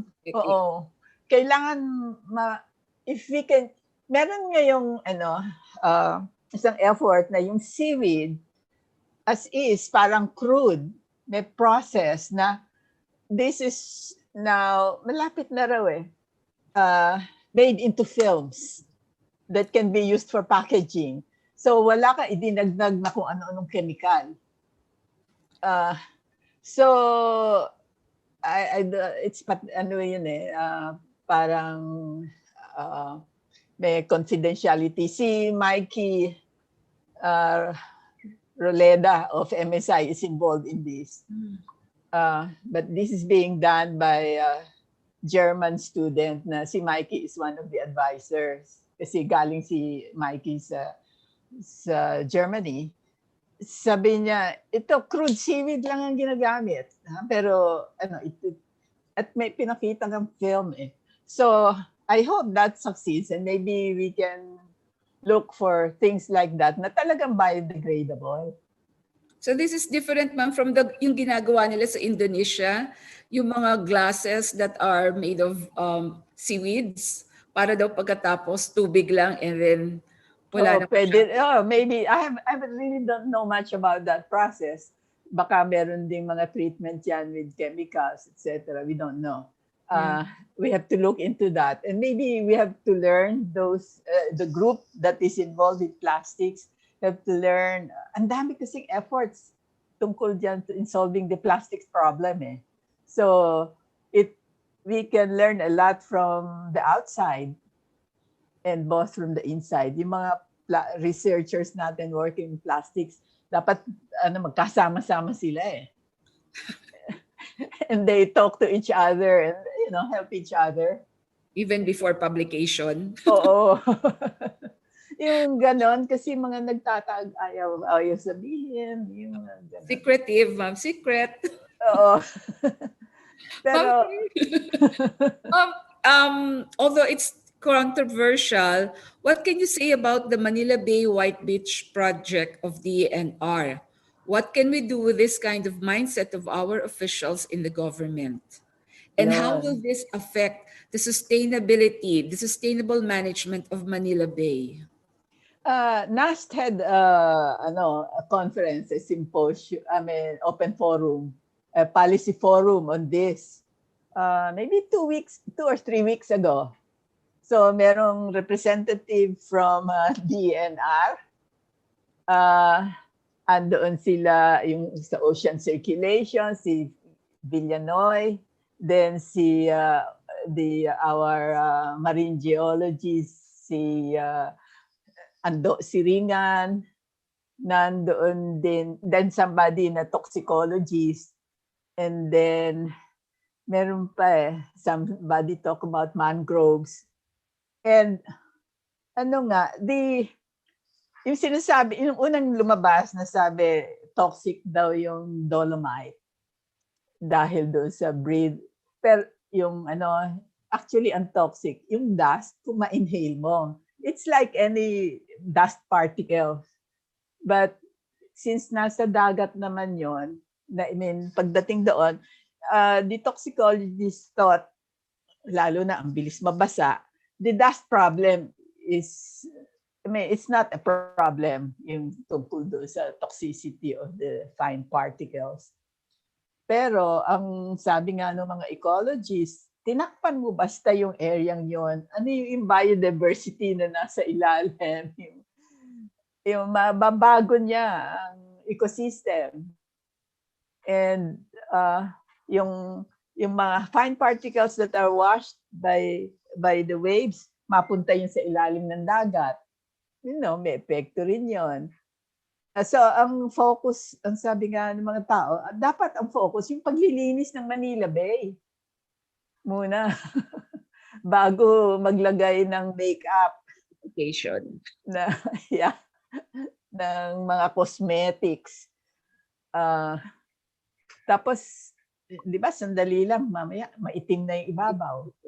And maitim na ulit. Oo, and that will be a continuing expense if they want to maintain it. Yeah. Ang mahal, it's high maintenance. Yes, and yung pinanggagalingan po, high maintenance din. Oo, I mean, galing yun sa Cebu. Ang may problema sa mga dust will be the workers doon sa mining site. And so they're affecting two ecosystems, the one in Cebu and the one in Manila. Yeah, pero yun sa Cebu raw, it's really a mining site for dolomite. Yun po yung sinasabi nila, pero with the extent that dolomite is being mined now. Oo, grabe ang kailangan ng Manila Bay. The requirement that it requires, ang laki. So they might need to study, DNR might need to study and evaluate the effect, no po? And I guess you heard na nagalit yung taga DNR sa MSI? Yes po. Ayun, napikon ata. Pikon po. Ma'am, ang tanong po dito, paano pong nag-decrease ang SDG 2, which is education, kung naging K-12 naman po tayo dito sa Pilipinas? So ano po yung criteria, ano po yung mga indicators? Hindi ko natingnan masyado yung mga indicators, kasi yung percentage ng mga tao na that remain in school, marami pa ng hindi nakakaabot, hindi nakakatapos ng high school. Kasi ang daming mahihirap din na yung mga bata patutulungin sa farm, hindi makatapos-tapos. Pag yung kailangan ng hands for helping out sa farms. Hindi nakakatapos. Dito lang sa Manila, kita mo yung mga bata nagkalat sa kali. Namumulot ng mga Oo. And doon sa iba, yung mga family system natin, siguro yung values, kailangan talaga education, behavioral change sa atin. Para kahit yung mga magulang, dapat umpisahan din sa magulang. Values reorientation po tayo. Oo. Siguro ang kailangan, ma'am. Oo. Kasi dyan makakatulong yung mga SUC siguro, tsaka mga high school students, yung mga scholars. Yan ang ipagawa. Sa mga I think yung NSTP, yung CWATS. National Science. That will be a good good venue, a good mechanism for reaching out and informing lahat ng tao tungkol dito sa sustainability and why we need to really work on it. Ma'am, isi-segue ko lang po yung when you already mentioned the youth. How can we encourage the youth to contribute on the attainment of the SDGs? Since at present, there are a lot of youth, particularly keyboard warriors, who are only bandwagoning on what is the real issue. Some of them are only fond of mocking government's initiatives, but with no actual participation and contribution towards sustainability. Ano daw po ang pwede nilang, paano nila i-encourage ang youth of today? Ano ba dapat millennial? Hindi. One of the things na nakita namin ginawa ng SEI last year and the other year, 2019 and late 2018, is ito, pero ang focus lang ng SEI is yung mga scholars ng DOST. Parang pilot yon, no? So, nakasama ako sa dalawang workshop nila for high school students. What was done was may workshop for high school students, scholars ng DOST, high school, and even early college. We had a workshop on, well, there's lectures on why as scholars they should give back to the country, be patriots. And then the barangay officials were invited together with the students. And so the barangay officials describe their barangays. Meron silang poster. Yung mga estudyante namili ng barangay na sasamahan nila. So then nag-workshop sila, pinag-usapan ko ano problema ng barangay. And then if the student is from that barangay, mas mainam, ano? And then nag-field trip, pumunta sa yung estudyante at saka yung officials ng locality na yon, nagpunta doon sa kanila mismong sitio o barangay. Doon sila nakipag-discuss with the people. And then pagbalik, gumawa sila ng problem tree. The students and the barangay officials. Ano ba talagang problema dito sa atin? Tapos namili sila ng kung anong problema gusto nilang itackle. And that became, and at the end of that 2-day workshop, meron na silang parang outline of a proposal for the barangay. And we're asking this, the SEI asked the students to be involved in yung final proposal writing, at pag na-approve yung proposal na yung kunyari na fund ng munisipyo, they will help in the implementation of that project. So kasama, talaga inclusive sa kanila nanggagaling yung programa, analysis ng problema. It has to involve everybody kasi sustainability cannot just be from a top level, dahil dapat lahat ng tao ma-involve at the community level. So there is a sense of ownership. Oo. Ownership of the recommendations. Oo. Maganda yon. Ang daming lumabas na nakakatuwa Ano sila, ha? And then pinresent nila yung kanilang projects na nabuo.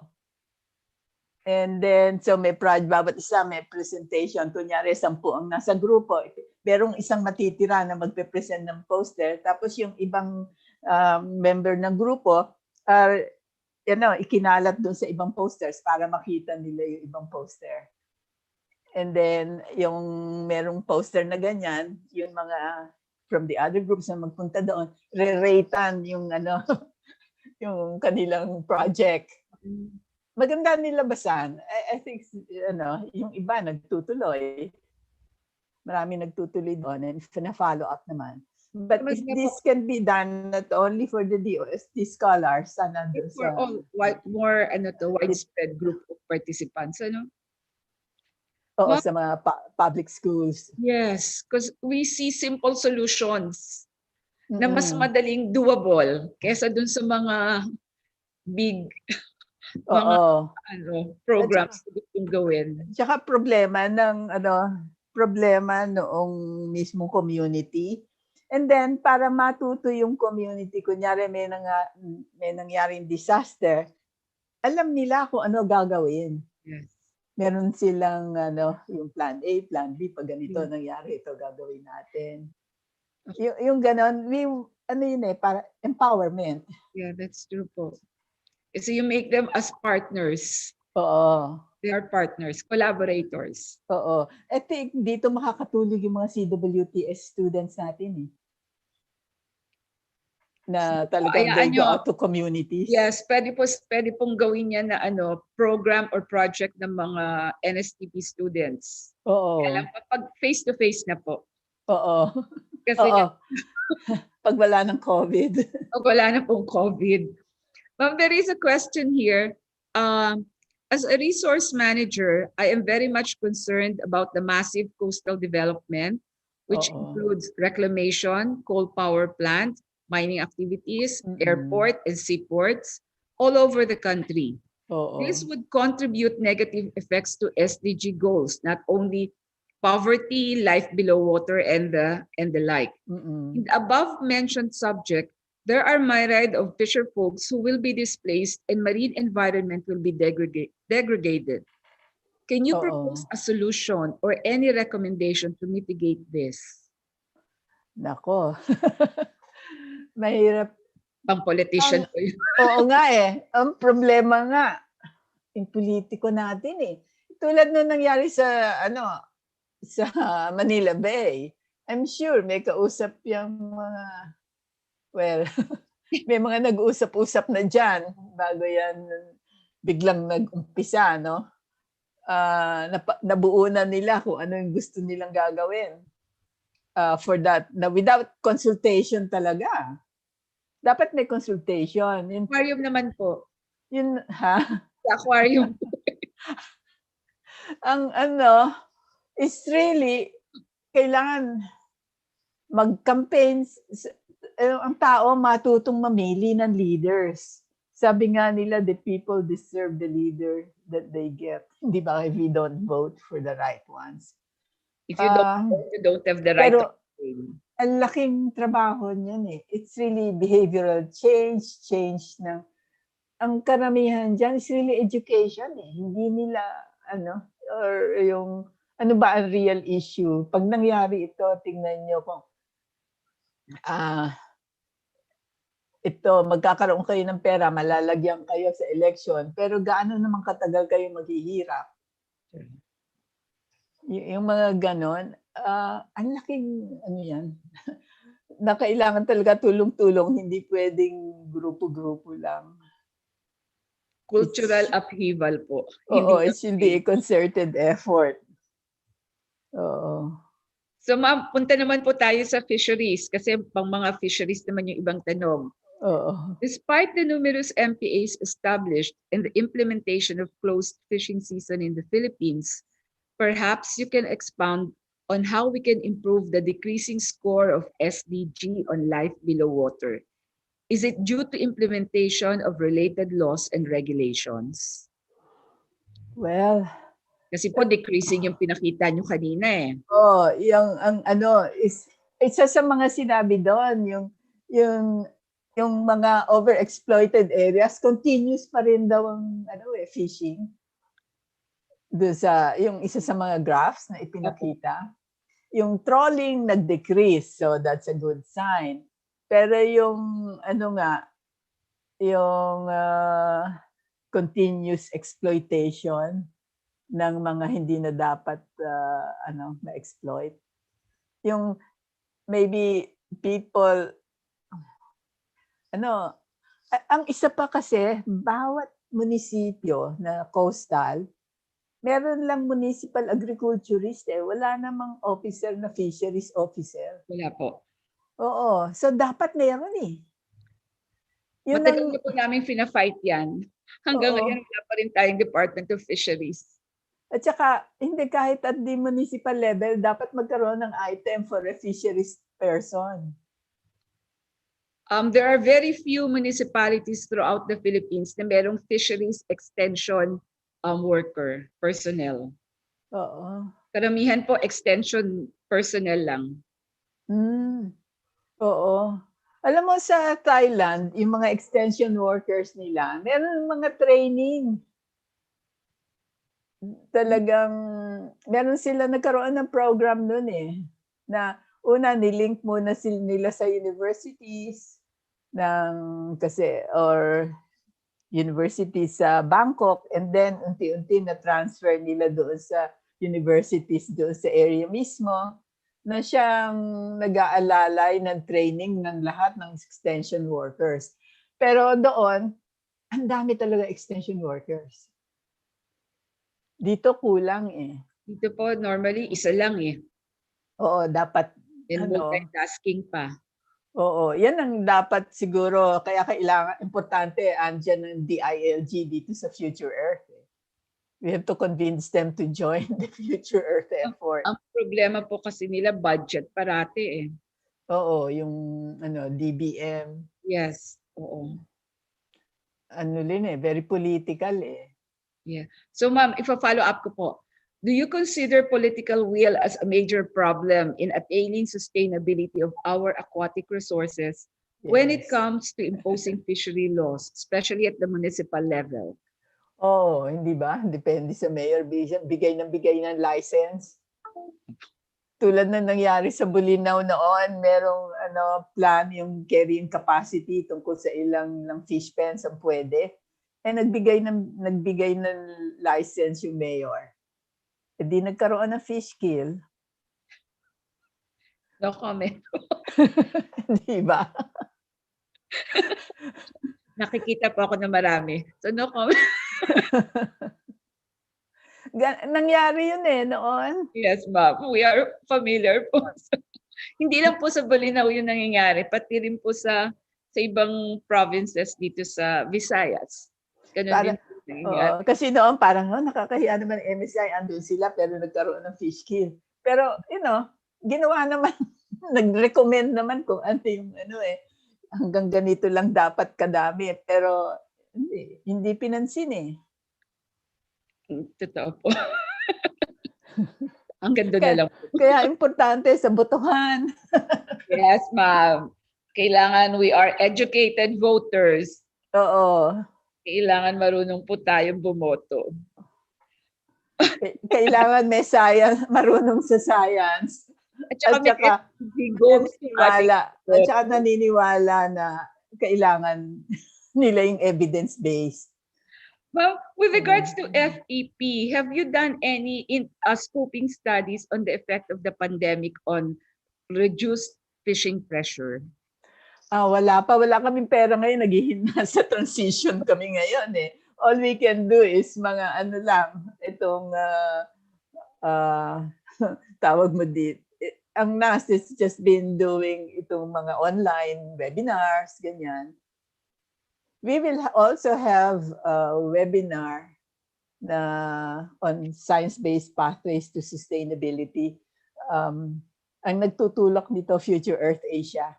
Okay. Tutulong yung sa mga Japan, we will have speakers and we will issue out invitations for this. And it will be a workshop. I'm sure there will be a lot of interactions dito sa workshop. We're going to use Mentimeter and other softwares that will be useful for assessing yung mga interactions and discussions. Okay, ma'am, how can we equate all the government's efforts on coastal resource management, SDG, and all other jargons where we spent hundreds of millions of pesos already to fish catch? The production in the open waters is still dwindling despite millions of pesos spent in R&D. The bottom line should always be our biocapacity and decreasing or lessening our ecological. Ano pong mga strategies, at least kahit na planned strategies of FEP? Well, dito natin nakikita na talagang kailangan yung knowledge to action programs. Hindi lang research and then publication ng magre-resulta hanggang doon na lang. So, actually, ang titignan ko ano na meron, what is known, and see kung paano ba natin ito ma-translate into action. And this is why ang naisip nga is maybe DOST, from the DOST side, and the SUCs, we can provide the knowledge. And the action part, dapat talagang heavily involved ang DENR, DEA, DOE, yung mga ibang agencies kasi sila ang mas may budget for the action doon sa labas. Ang DOST hindi mas academic eh. So knowledge to action, yun ang kailangan natin iisipin. Kaya kailangan makipag-usap sa tao eh. And hindi lang sa tao, pati yung government officials, kailangan may representative. And then maybe make it a point to have an audience with the mayor para ma-involve sila. Okay. So And- good luck po sa ating lahat pagdating. Pero baka dapat magkaroon ng parang workshop. I hope naman kung through DLIG, tapos ang pagsasalitain are those political administrators who are doing well. Parang sharing best practices. And, in terms of the solid waste, yung palang, kasi hindi ba, solid waste management, nire-rate na yung meron silang grade ngayon, yung mga munisipyo tungkol sa solid waste management. And I think that helps. Pag nire-rate, binibigyan ng grade bawat munisipyo. Kasi I talked to the mayor of Morong Bataan, sabi niya, ay nako, at saka sa municipal planner nila, nervous na raw yung mayor. Kasi 68% lang nakuha nila, hindi pa passing. 70, so they have to do more. Parang nahihiya siya. Kasi so yung ganung type of ratings, dapat pati fisheries management may rating din, hindi lang plastic waste. Oo. So through the ILG, dapat magkaroon ng ganon. And then ang DILG naman, padadalan sila, ito scorecard nyo. Ito, ganito lang kayo, nakulagpak. Ma'am, in related sa sinasabi niyo the country is now implementing FMAs, Fisheries Management Areas, via FAO 263 series of 2019. How will this be different or the same with other approaches employed in the fisheries sector for the past years? Will this be better in achieving SDG 14? Nako, hindi ko masyado. Ang mga may alam dyan, sila Perry Alinio, no? Yeah. Kasi I'm more generalist than... we can ask Perry Alinio about it. Kasi siya ang talagang tutok dyan sa mga yan, eh. Sila Laura, sila... Si Perry Alinio, ang tagal-tagal na niyan dyan sa MPA. Yung, hindi ako familiar eh. So, we will ask si Perry kung if you can have yung if you can send me the email about it, I'll ask Perry. Okay po. Thank you po, ma'am. Ma'am, we do have good environmental laws like the Solid Waste Management Act, Clean Water, Clean Air Acts. How are the milestones of these laws inputted into the future Earth Action Plans? Effective po ba yung ating mga environmental laws na to? Yung environmental laws, tulad ng solid waste, 2000 pa ata yan, nag-umpisa. Or ang tagal-tagal na, no? Pero ngayon lang talaga tinutulak. Yung ganon, andyan na ang tagal-tagal, hindi naman na napapasunod. Parang wala nag-aasikaso. Wala po kasing nakatutok sa LGU. Oo, kaya we hope na kung pagtulong-tulungan natin sa future Earth ito, both at the local level and at the national level, dito sa mga agencies, sana may mangyari kung tulong-tulong na tayo. Di ba? Sige po. Kailangan lang natin talagang collaborative efforts. Oo, Yung tulong-tulong. interconnectivity. Oo. So, our interconnectivity across all sectors. Oo, interoperability, interconnectivity. Lahat po na may inter. Yung binanggit niyo po kanina, transdisciplinarity. Oo, inclusive. So, good morning, ma'am. This is with regards to the popular mangrove planting and rehabilitation issue that the result is mostly failure in seafront areas because the species planted is often Rhizophora, which is somewhat wrong. Science tells us that Soneratia and Avicennia are the right species to be planted. Why not encourage researchers to conduct studies in these areas so that mangrove planting will not be convenience rather than for ecology, according to Dr. Primavera. I also urge that knowledge should be coupled with values so that action will have genuine outcomes rather. Oo, totoo yan. Siya, sakit ng ulo yan ni Georgine. Ah, kaya nga sana ma-involve yung mga local schools and even the students nga and yung training of trainers para kumalat ng mabilis itong knowledge about the mangroves. And ang mga fishermen naman, interesado sa mga ganyan. Oo. Itong grupo nila sa Baler, yung kay Marivic Pajaro, at saka si Paul Watts, they do a lot of yung parang training ng mga Trainers training. mga tao doon. And then they use not only yung parang science, but they also use music. Kapartner nila si Joey Ayala. Okay. Oo. And I think it's quite successful sila doon in reaching out to the communities. Oo, pati doon ang mas mahirap i-reach nga itong mga politiko eh. Depende po kung ano yung gusto nating ipa-reach sa kanila.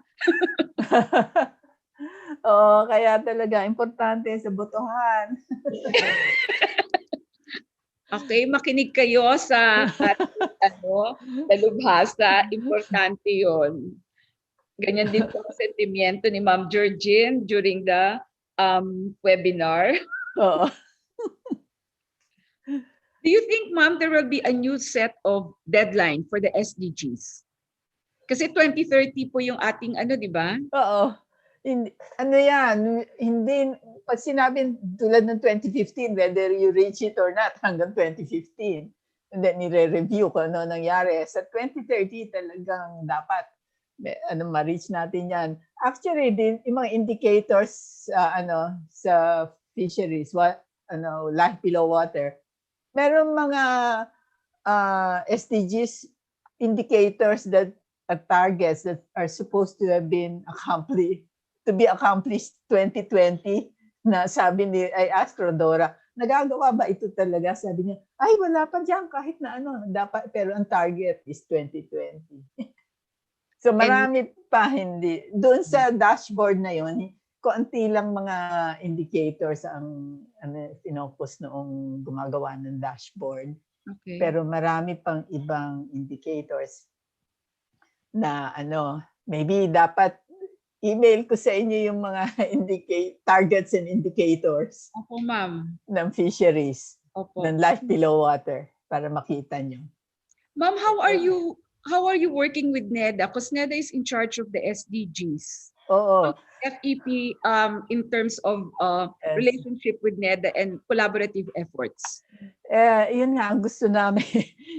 Medyo frustrated kami kasi the first time we went there, excited kami. Bagong form pa yung exploratory phase. Punta kami doon, pinresent namin. Parang hindi masyado kaming pinansin eh. Para ang feeling ko is, NEDA is already involved in SDGs. Parang, ewan ko, ganun lang ang feeling ko. Bakit yung pinakikialaman pa yan? But, lang yon ha? Parang sensitivities ko lang yon. Yes. Pero baka hindi naman ganun ang ibig niya maparating sa amin. Pero, this is why nga, na kailangan sila mag-commit doon sa joint establishment of the National Committee for Future Earth. Kasi we still do not know how successful NEDA has been in implementing and achieving our SDGs. Actually, yung mga SDGs, na-assign niya sa iba-ibang agency. Siguro ang NEDA lang ang overall. Overall, sila po. Oo, tapos ang PSA is the one that's yung keeping all the data about na related sa SDG. If you want to find out kung ano na nangyari sa a particular indicator or target, sa PSA, Statistics Authority, yung makukuha yon. So tulad ng DTI, siya ang nakatutok sa sustainable consumption and production. Ganon. May kanya-kanya ang DOH, of course, sa health, DA sa food security. Bawat agency may kanya-kanya, dinistribute yan. Pero in Hindi- terms of the overall achievement Dapat NEDA. status. At saka ang NEDA ang nagre-report sa UN. Oh. Kaya nga yung 2019 report nila parang kulang eh. Kasi kung gano'n, masyadong sectoral. Pero ano yung overall performance ng Philippines when it comes to the SDGs?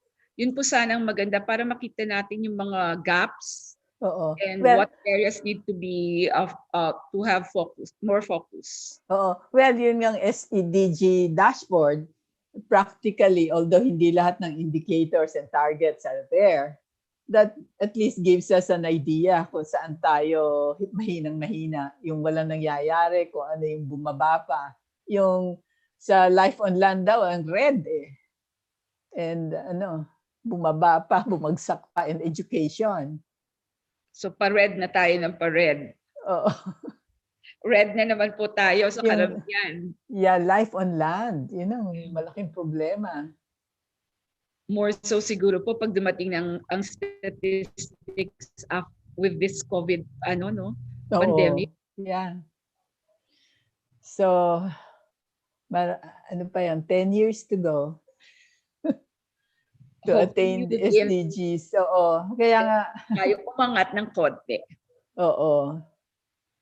Ma'am, do you think the government supports SDG 5, achieving gender equality and empower all women and girls in relation to what was happening now in the country? What can you say in the case of the environmental activists and other women advocating women's rights that are being red tagged or silenced by some people in the government? What is the role of FEP when it comes to gender equality? Sa gender equality, ito nga, parang stagnant tayo. Although sinasabi nila because of the other parameters na mataas ang gender, yung in terms of rating natin. Pero para walang improvement, ang dami pa rin nangyayari na hindi tama. At saka ang hirap, pag tumulong ka sa mahihirap, minsan natatag ka agad eh. Oo.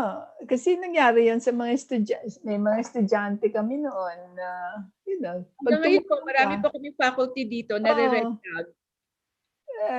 I learned na kung some years ago na ako pala nasa listahan.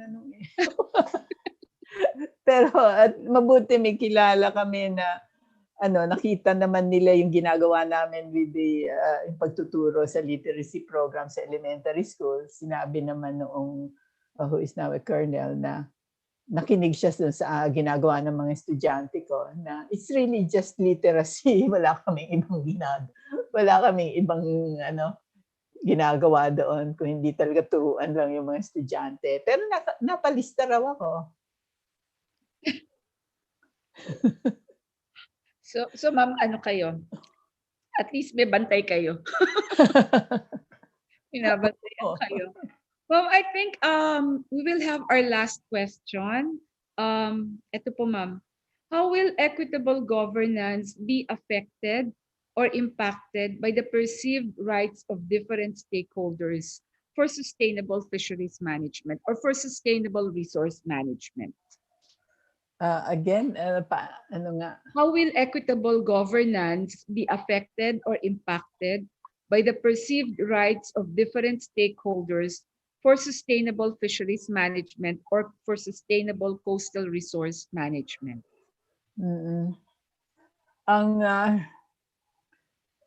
Kasi parang hindi naman talaga yung rights ng mga mahihirap ang dapat alagaan. Kasi yung mga walang pera, walang resources. Oo, habang when we talk to the fishermen, kawawa yung mahirap talaga kasi nauubos nga ng nauubos, they'll have to go farther and farther out to the sea na ang gastos-gastos nga naman sa fuel. Ano? Tapos, kung may malaki kang bangka, Yeah. parang mas may advantage ka. Yung, ano rin yung social, economic status, no, kailangan yung grupo nila malakas. Hindi ba? Yung mga fishermen's organization. Para sila ma-assert nila yung kanilang rights. Kasi pag nag-usap-usap, sabihin mo inclusive, meron din diyang mananaig eh. Apo. Kailangan may tagabantay na na outsider, parang titingin, parang masyado nang dinadala ito nung isa. True. Kasi hindi naman po, iba-iba din naman po ang persona ng mga tao. Oo, yung iba tatahimik na lang. So ma'am, paano niyo po nawi-weave ang governance sa inyong CAPS?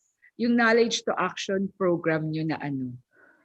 Sa ngayon, yung mga dating projects, kulang din yon yung parang national level. Kulang yon talaga sa participation at the local. Kaya ngayon gusto namin ilagay sa yung gawing at the regional community or para doon mismo talaga.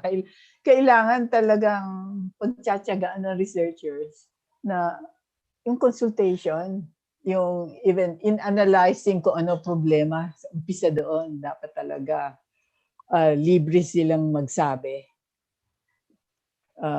There's a way naman of yung by using metacards, just dikit lang sila ng dikit na. Parang that's a good way na yung mga ayaw magsalita, at least nakakapagdikit ng metacards na na yung kung gusto nilang ma-pay attention, matignan yung problemang yon. At saka sila rin lang importante talaga yung malaman kung ano talaga problema, and that should be talagang participatory. Doon nag-uumpisa yung inclusiveness. Yes. And allowing them to talk. Oo. Merong iba magsasabi, inclusive naman kasi sasabihin ng iba, kasi meron kaming kinukuhang nag-a-attend sila sa amin, pero hindi naman kinukonsulta. So I think we have to define what inclusivity means. Oo, there are degrees of inclusivity. So, iba-iba. So with that, ma'am, any parting words for our young researchers on ano yung pwede nilang gawin in terms of research trust or in terms of advocacy when it comes to the sustainability of the Philippine resources? Yung kailangan talaga, yun na nga na yung biocapacity natin, pababa ng pababa, kailangan advocacy and yung behavioral change ang kailangan. And yung mahahawakan natin na gusto talaga is our CWTS students. And minsan sa consultation doon with the community, makikita niyo yung problema.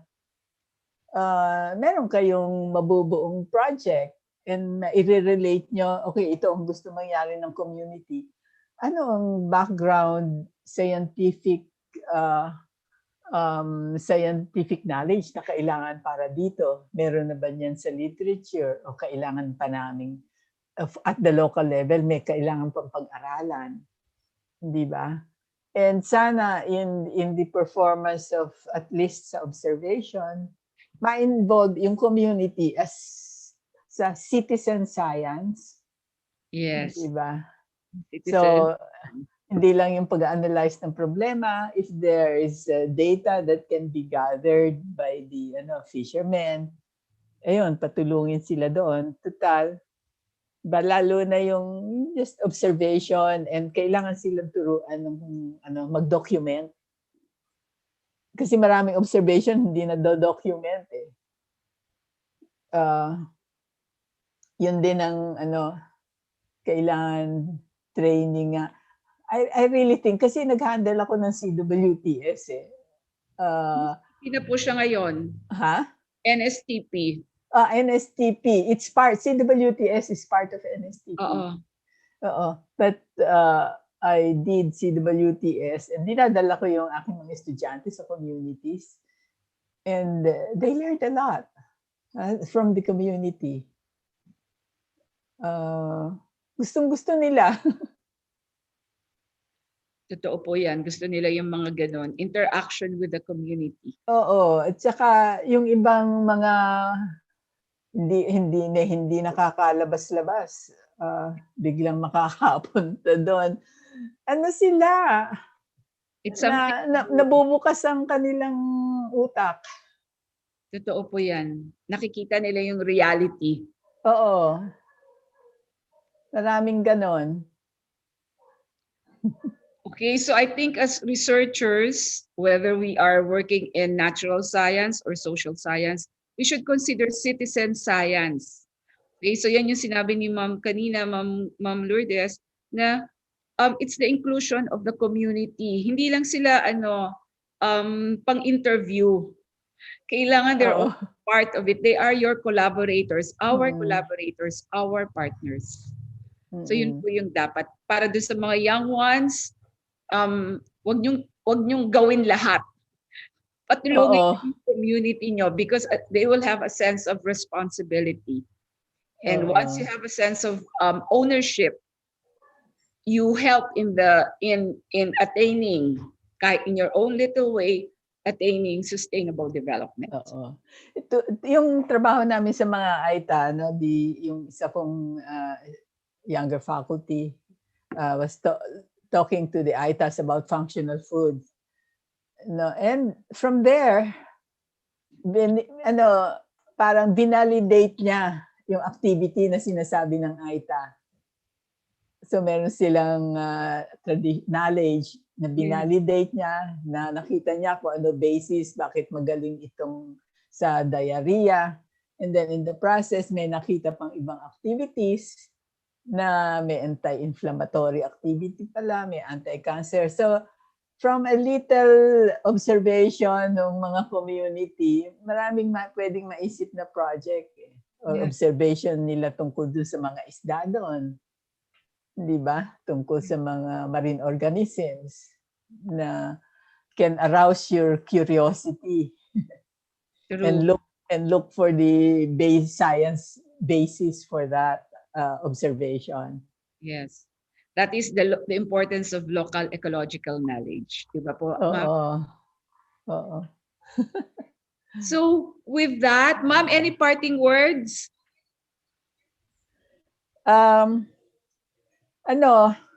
Let's work together. Let's collaborate. Sana when we go out, pag natuloy na itong mga different agencies working together, we want to go to the different regions or at least organize activities sa different regions where you will be the principal players. That will be a good collaboration po, Ma'am. Oo, yun. Kasi kailangan sa inyo mismo manggaling yun eh. True. So with that, we bring this morning session to a close. Thank you very much, Dr. Cruz. It has been a very interesting and very informative morning. Salamat din for inviting me here. Sa susunod po ulit. And to all our participants, thank you for your attendance. May we just remind everybody, all the participants, to please submit your evaluation form within 24 hours so that we can send to you your certificate of participation. Ma'am, we will just contact you po for all the, kung ano man po yung mga kailangan namin ipadala sa inyo. Oo, kung may mga questions pang iba, just send them to me. Okay. And if I can't answer, I'll refer it to somebody in MSI. Ma'am, welcome po ang Future Earth Philippines na mag-workshop dito. Sige, mag-join kayo. Yes, ma'am. Oo. Okay. Great. Thank you. Thank you po, ma'am. Bye-bye.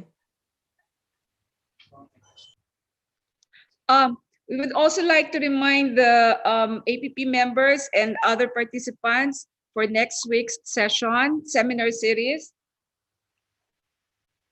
The same time, 8:45. And flashed on your screen are the instructions for membership application for those who are still asking about how to become a member of the APPP. And reminder again, only registered members of APPP will be given certificates of participation. And if you have any other concerns regarding your certificates, please email the secretariat. You know our email address, so we can attend to your concern. Or you can message at Facebook message.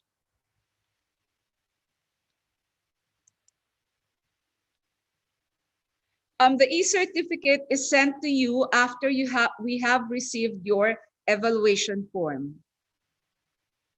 So if you have not received it, but you have sent your evaluation form, please email us so we can attend to this. For those concerns for some of the participants, registered participants who have not received their e-certificates.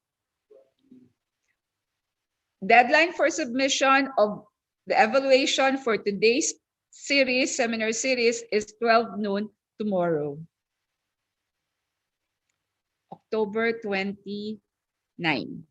Okay, our next session will be on November 4 at 8:45. Application of advanced technologies in fisheries, to be given by Dr. Gay Jane Perez. So maraming salamat po sa lahat and stay